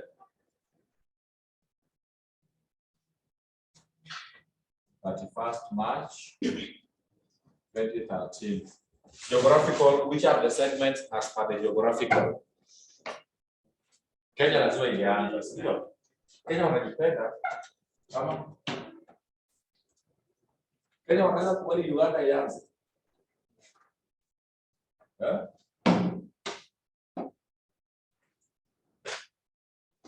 Do you know what is the GDP of Tanzania? You know, when I'm convinced that Tanzania is doing better than Kenya.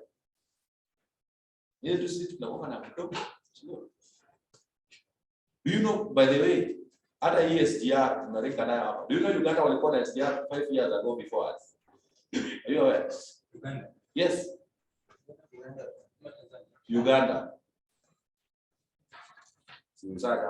Walikuwa na SDR before 5 years kitambo, lakini Kenya venye wamepaka iko kila mahali. They had before Kenya.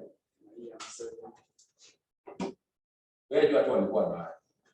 Some blending. Which one starts with Kenya? Followed by Uganda. Then Tanzania is here.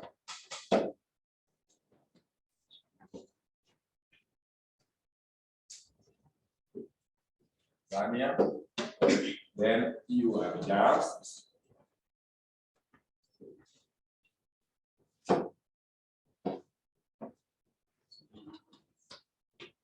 consolidated. Even those who are in public sector.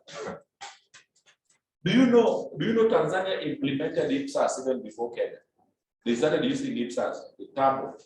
Lakini Kenya wenye walipata hivi.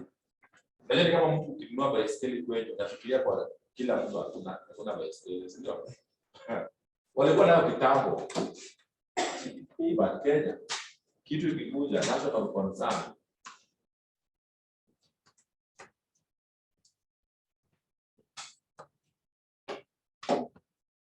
So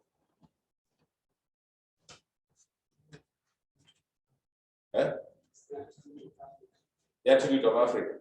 Kenya you number 1. So let's start with revenue sales. I like using the words which the examiner is using. In this question, they were more on sales than revenue. So,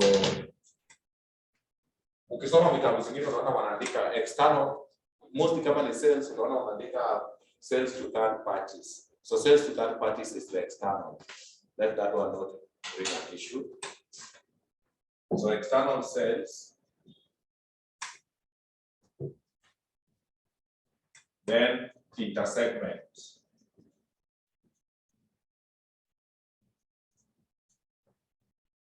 Then unallocated.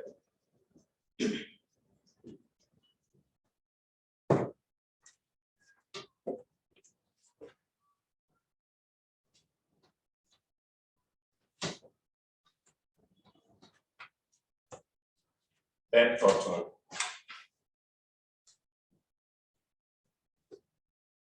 Total sales.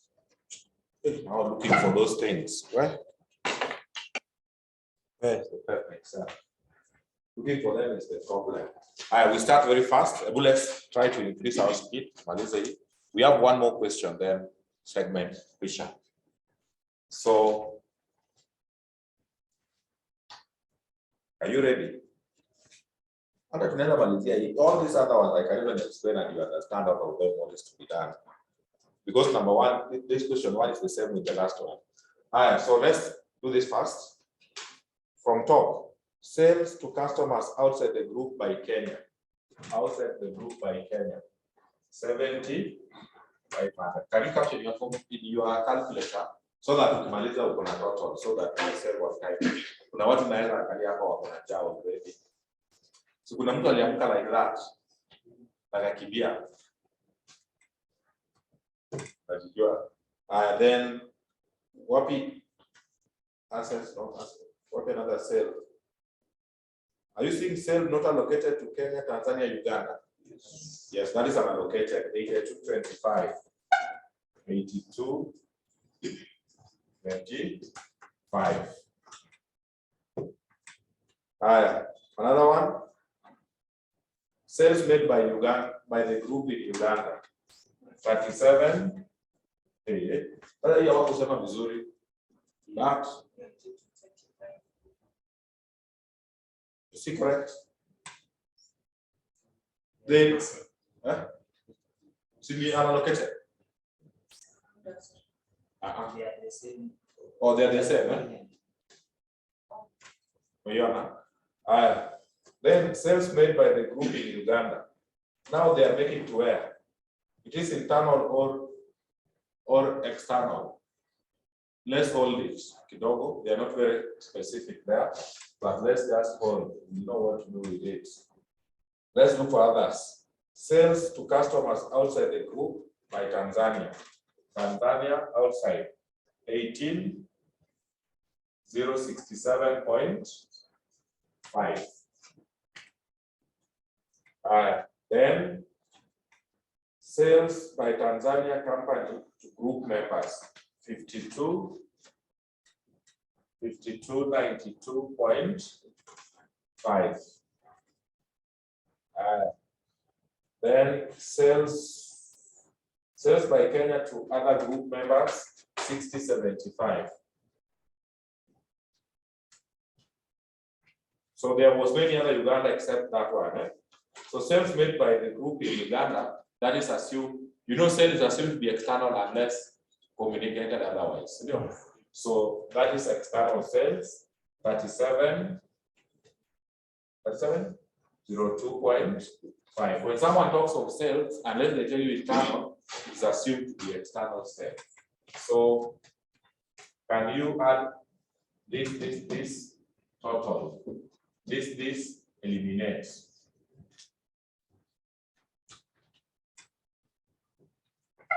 Complete that. You have one. That is total, 92 to 70. Which one? If you want any, you say. That is the segment. Intersegment is 11. 367.5. Good. So I drop it down here. 11,367.5. This is 3702.5. Who has Kenya? Ladies to do Kenya, gents to do Tanzania.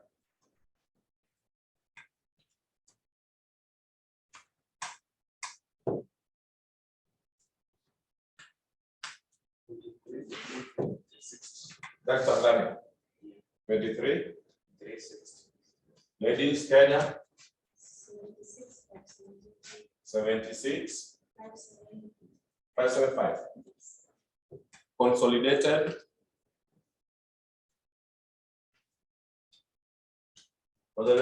In a five with the same 100.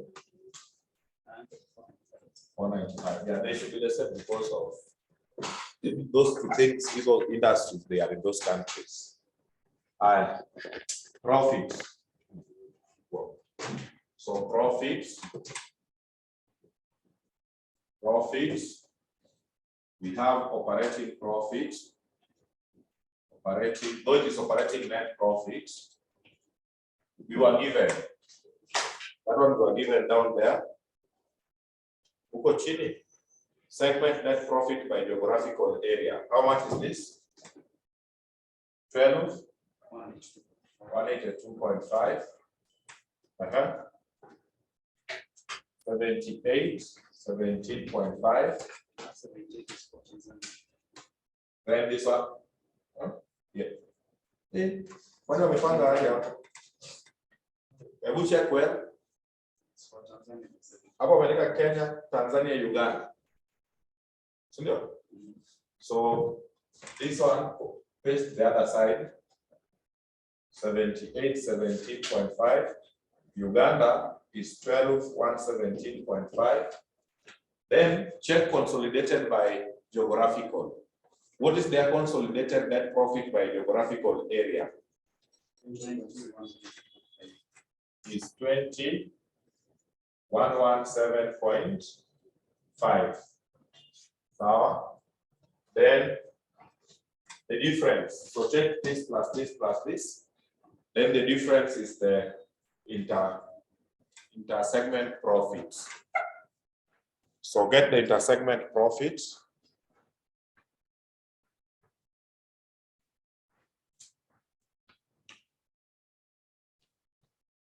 Inter-segment profit is the difference between your total and the consolidated as per them.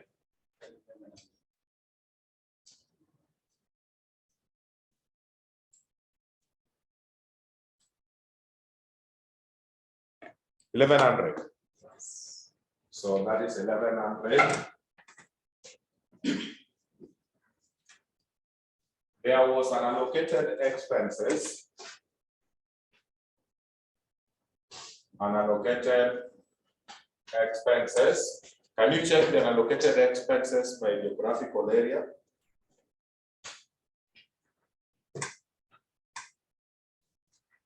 Beyond. 10,182.5. Yes. 10,182.5. Can you subtract? Give us now the total consolidated. It should be the same with this one. The total profits at the end figures actually should be the same. What's up? 99.5.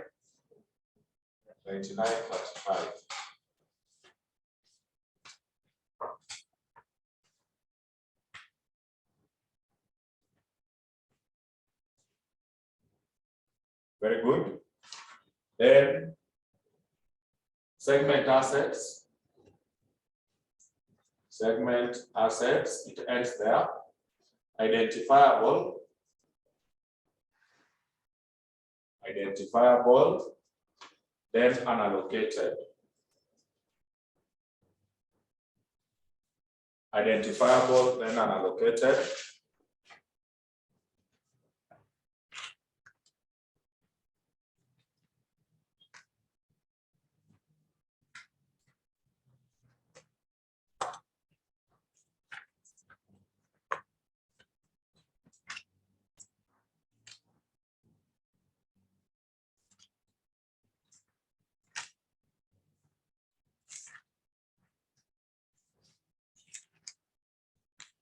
What do you get?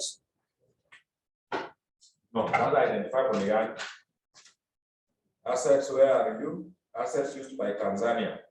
Tanzania are using how much? Assets 76,500. Another assets used by Kenya 104,550. Another asset Uganda.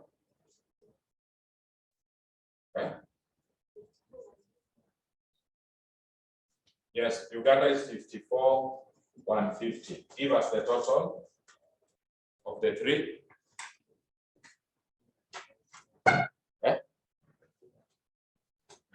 Sema kwa sauti uniform mpaka mwisho.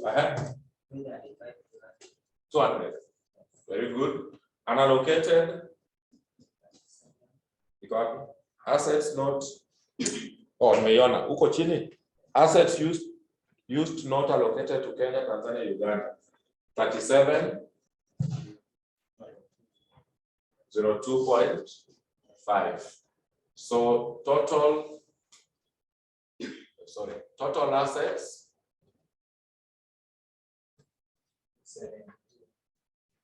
272.5. Is that okay? Yes. So wakileta hii kwa mtihani, wakileta hii kwa mtihani, tutapita nayo. asubuhi na mapema hasa ndio utaanza naye.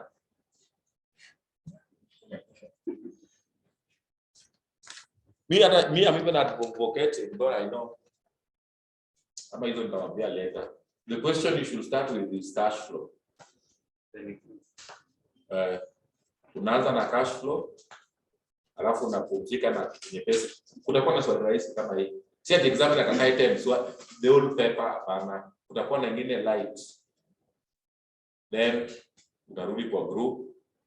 Then number 3 unaenda kwa reconstruction, number 8 ina ipo kama this.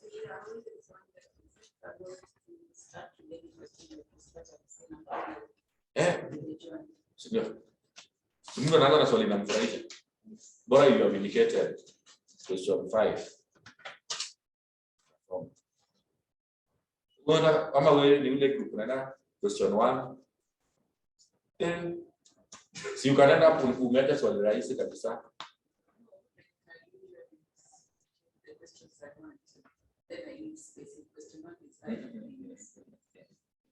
That is very dangerous. You can leave space back upon space. You may leave some. Ukisha wakiona space, naona hizi timalaya. So just start with the question you want. Unaandika tu page 1 unaandika question 5. Na huko nyuma pia umeandika question 5.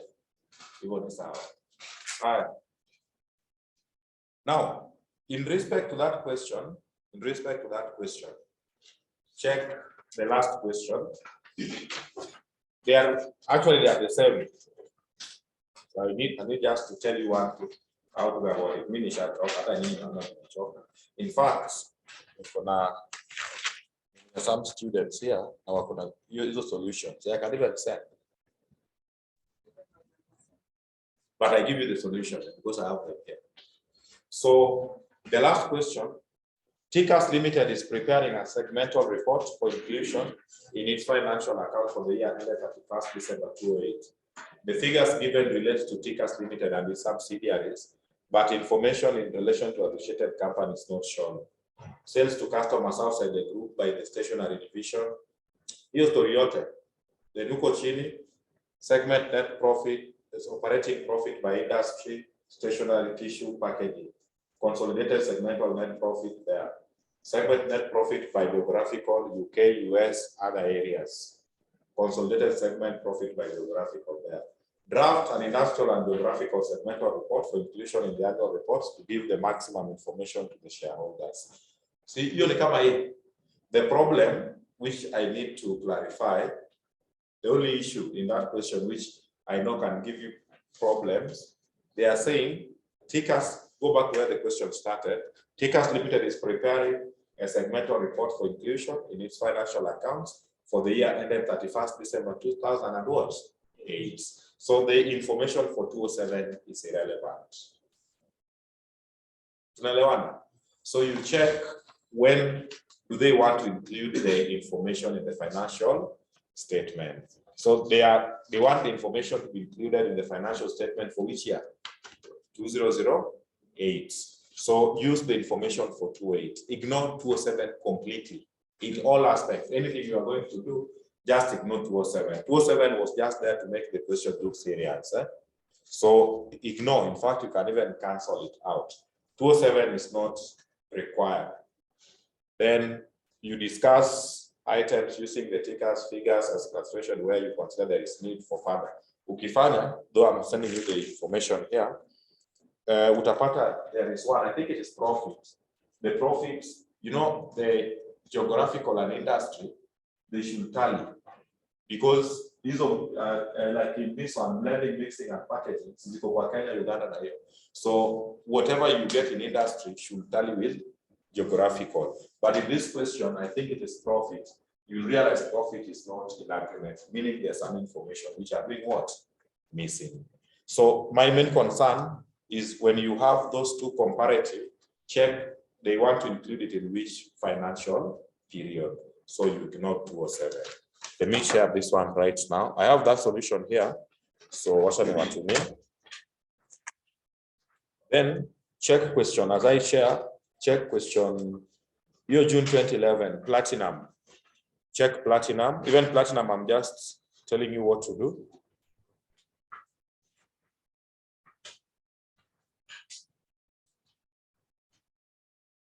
Platinum.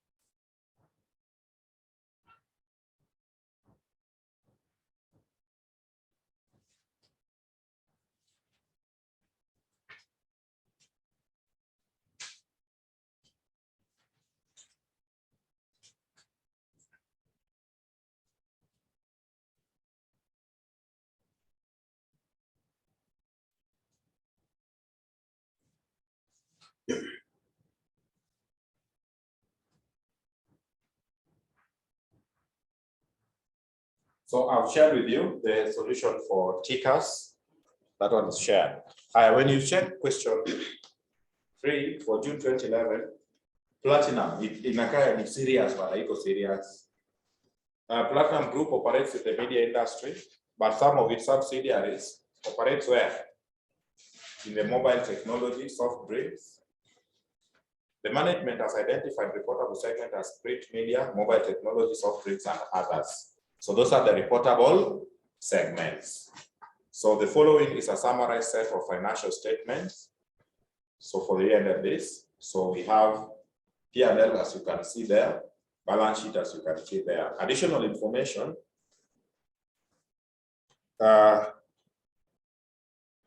Susan, what is the issue?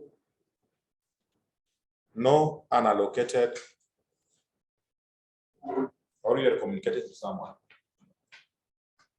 Maybe you are communicating to someone. 302, 37, 302.5, so. So for the purposes of preparing a segmental report, the management has provided the following details from the income statement. So segment, print media, mobile, soft drink, others. We have revenue, then intersegment revenue, segment profit before tax, intersegment profit. So what you need to appreciate first, when they say revenue, that is total. So that is total revenue. That is total revenue. Then intersegment. So we have not been given revenue from external. External revenue has not been provided. So yes, then other details of income and expenses. We have other income, interest expense, depreciation, amortization. A summary analysis of assets and liabilities of the segment is given below. Assets, liabilities. The group also operates in several East African countries, and a summary of this financial information is given below. So, even from those East African countries, but reportable segment will remain. In fact, note 4 is irrelevant because the reportable segment is print, media, mobile, soft drink, and others. Required a segmental report for the group that will be presented in the notes to the financial statement. Then you are required to give a reconciliation what? Statement. So allow me. Then another issue, which is quite issue, that's not an issue to you. What you need to know is that when they say revenue, that is the total. So you will derive the external. So even that one I can share. Can the question require you to identify the reportable segment yourself? Alan. Alan, what are you saying? So that was our first question. Alan is asking, can you be asked in exam to identify reportable segment? When we started segmental reporting, so we did the first question when we were testing the threshold. You remember when we were testing the threshold?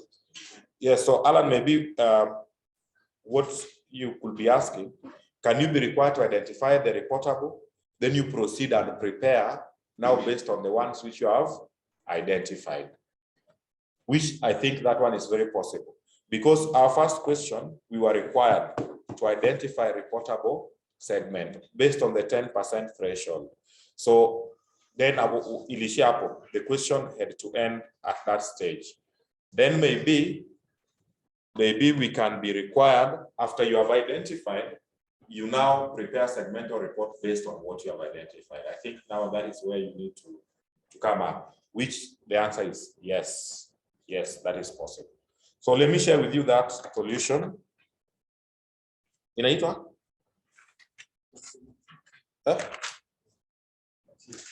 Platinum. Platinum, yes, I do have.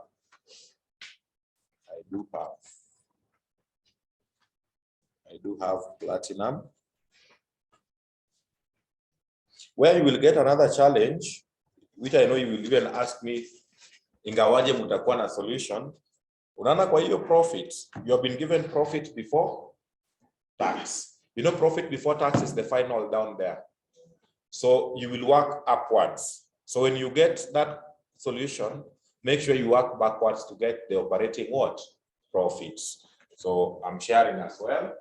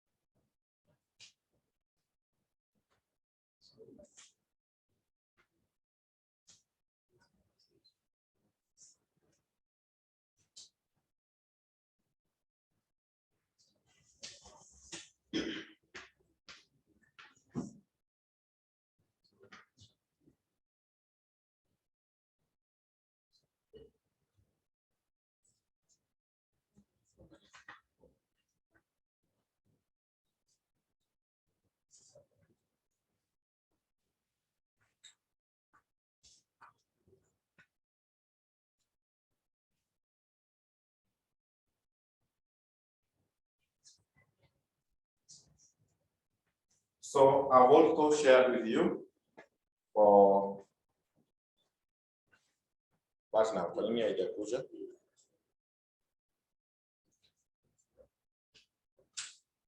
so on the way coming. So I've also shared that.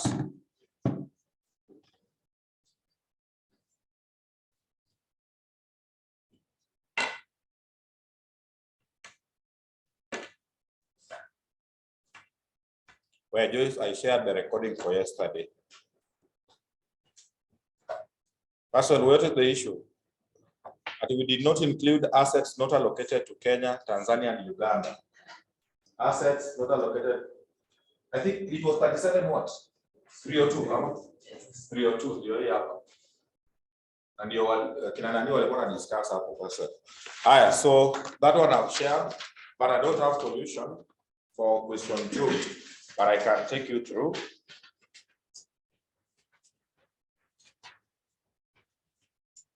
In that question 2, that's a theory kwanza. The following information was extracted from the books of Karanga Limited for the year ended this. So sales, when they say sales, those are total.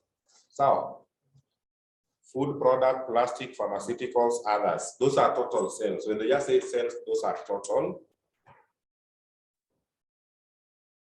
Then expenses, other items, identifiable assets, general assets. General assets are then allocated. Intersegment sales for the year were as follows. So we have intersegment with the total, so you will derive the external. Sure. Yes. Then operating profit includes 33 on intersegment sales. So that is intersegment profit. Information about intersegment expense is not available. That is even okay. Segmental, financial, whatever. My issue, which I need to clarify, what I need to clarify is on the profit. So to get profit, take the total sales minus what? Expenses, kindly. So in that question, to get the profit, the operating profit, you will take the sales minus expenses for each. The total sales up there before you adjust intersegment. So take those total sales minus respective expenses, you get operating profit. Then after operating profit, make sure you eliminate. In the adjustment, you eliminate note 2. Note 2 is operating profit include 33 on intersegment sales. That is intersegment what? Profit. You eliminate 33. Then you record. Then you write other items. So other items are down here. General operating expenses, mwisho. Income from investment, mwisho. Interest expense, mwisho. Then, umeelewa what I've said? Yes. So that one you can do. Theory part. Define operating segment, you will define on your own. Conditions, segment must meet for it to be deemed reportable, you check. Evaluate the advantage and limitations of the following approaches. Those approaches were in IS number 14.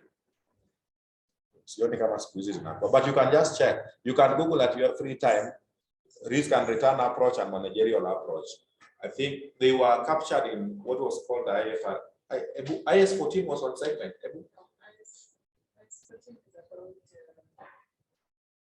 14 ilikuwa segment na imekuwa scrapped. Hebu mtu aniangalia IS 14. Mimi najuanga hizo standards. Najuanga hizo standards.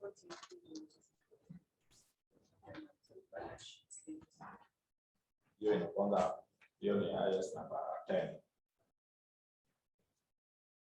Subsequent events. IS 14 was about what, but ilikuwa scrapped off. Nani amepata?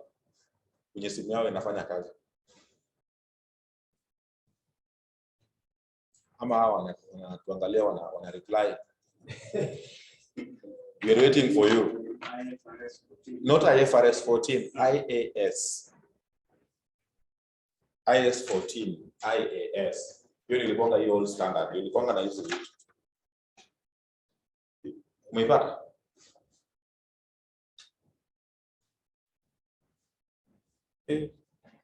Ane. Sini segmental reports. Yes, lakini ukisoma hiyo standard, ukienda hapo chini, yako pia inasema segment. Ukienda hapo chini utaona wanasema it has been replaced. It has been replaced with IFRS number 8. Yes, Nora is saying there, but withdrawn. It was withdrawn. So those risks and whatever were part of that, you calculate a threshold. These were the approaches for identifying reportable segments in that old standard. So you can just read them, but risk and return approach, you just check which segment is more risky. The one which is more risky, we have to report on it. So you report on the segment based on the level of risk. Managerial approach, management just decides that which segment we should report on. So it acquire biased and all that. Well, but now IFRS 8 came to replace with the 10% threshold. Hata kama mtu apati kila kitu, umeleta kisungu, say superseded, sawa. Superseded means withdrawn. So, hata kama mtu hawezi pata kila kitu, segment ilikuja 14 marks because rarely will it be 20. Maximum it can be 14. Unaweza toka hata bila 11 ama 10. Utapata 15 over 14. That is the spirit. So thank you. So when we meet next week for our combined class, for the combined class, niandikie hapo IFRS 2.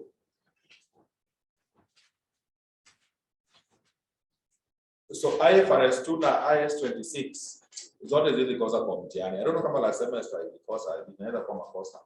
IFRS 2 is on wenye wanaangalia, kuna wale wa kuangalia standard. Lakini ukisema IFRS 2 wanaangalia IS 2. Ukiangalia IFRS 2, IFRS 2 is what? Joyce, you have seen it on YouTube. No, nilituma kwa group asubuhi. recording. There's something she was asking me. So, anasema sikutuma recording. Now, see, you can subscribe as well. Kituma tu na pop. Napata? Oh, share-based. So right there, share-based payment transactions. Share-based payment transactions. Share-based payment transactions. Share-based payment transactions. So your share-based, you're gonna sister topic. I think from there we are going to the sister topic. Sister topic is called employee benefits. Employee benefits is IS number 19/26. Those two, all missing in exam. Ikwangi raisi for the two to miss. I think last semester they all missed. I think that one is a disaster. They should not. At least one should always be there. But examiner did amua kuringa sawa, but sawa. And by the way, before we close, so share-based, share-based is whereby unapewa promises that you just work in this company. Ukifanya kazi for 10 years, we give you shares, you become a shareholder in this company. If you give us, you supply us with services, we will not pay you, but at the end we will value them, we give you shares. So how does it affect the company?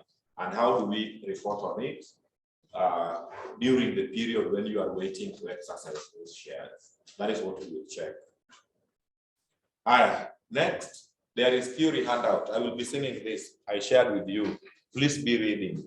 Kama hizi za last sitting, zote nimewapatia. No, I've given you all those theories. And if you check last sitting, as we wind up, last sitting peke yake unaona theory ilikuwa how many marks? Let's just check so that you be very serious with those theories. Last semester I told them the same. As zilikuja na zote zilikuwa kwa hiyo handout.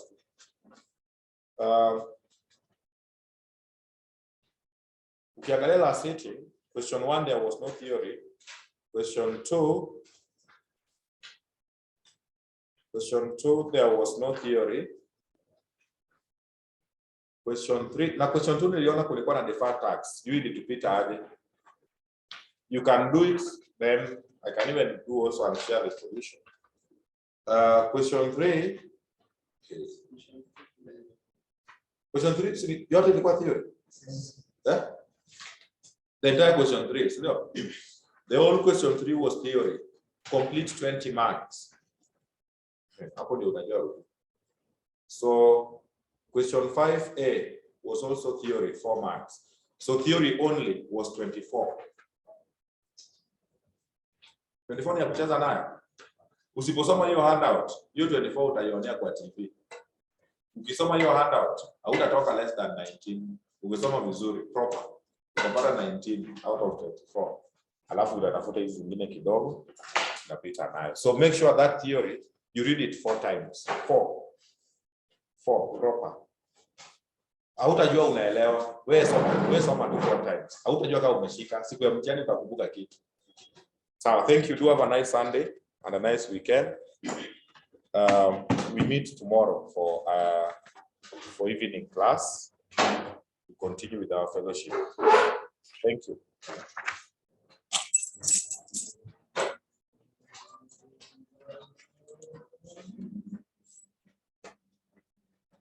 You want to talk to that? Oh.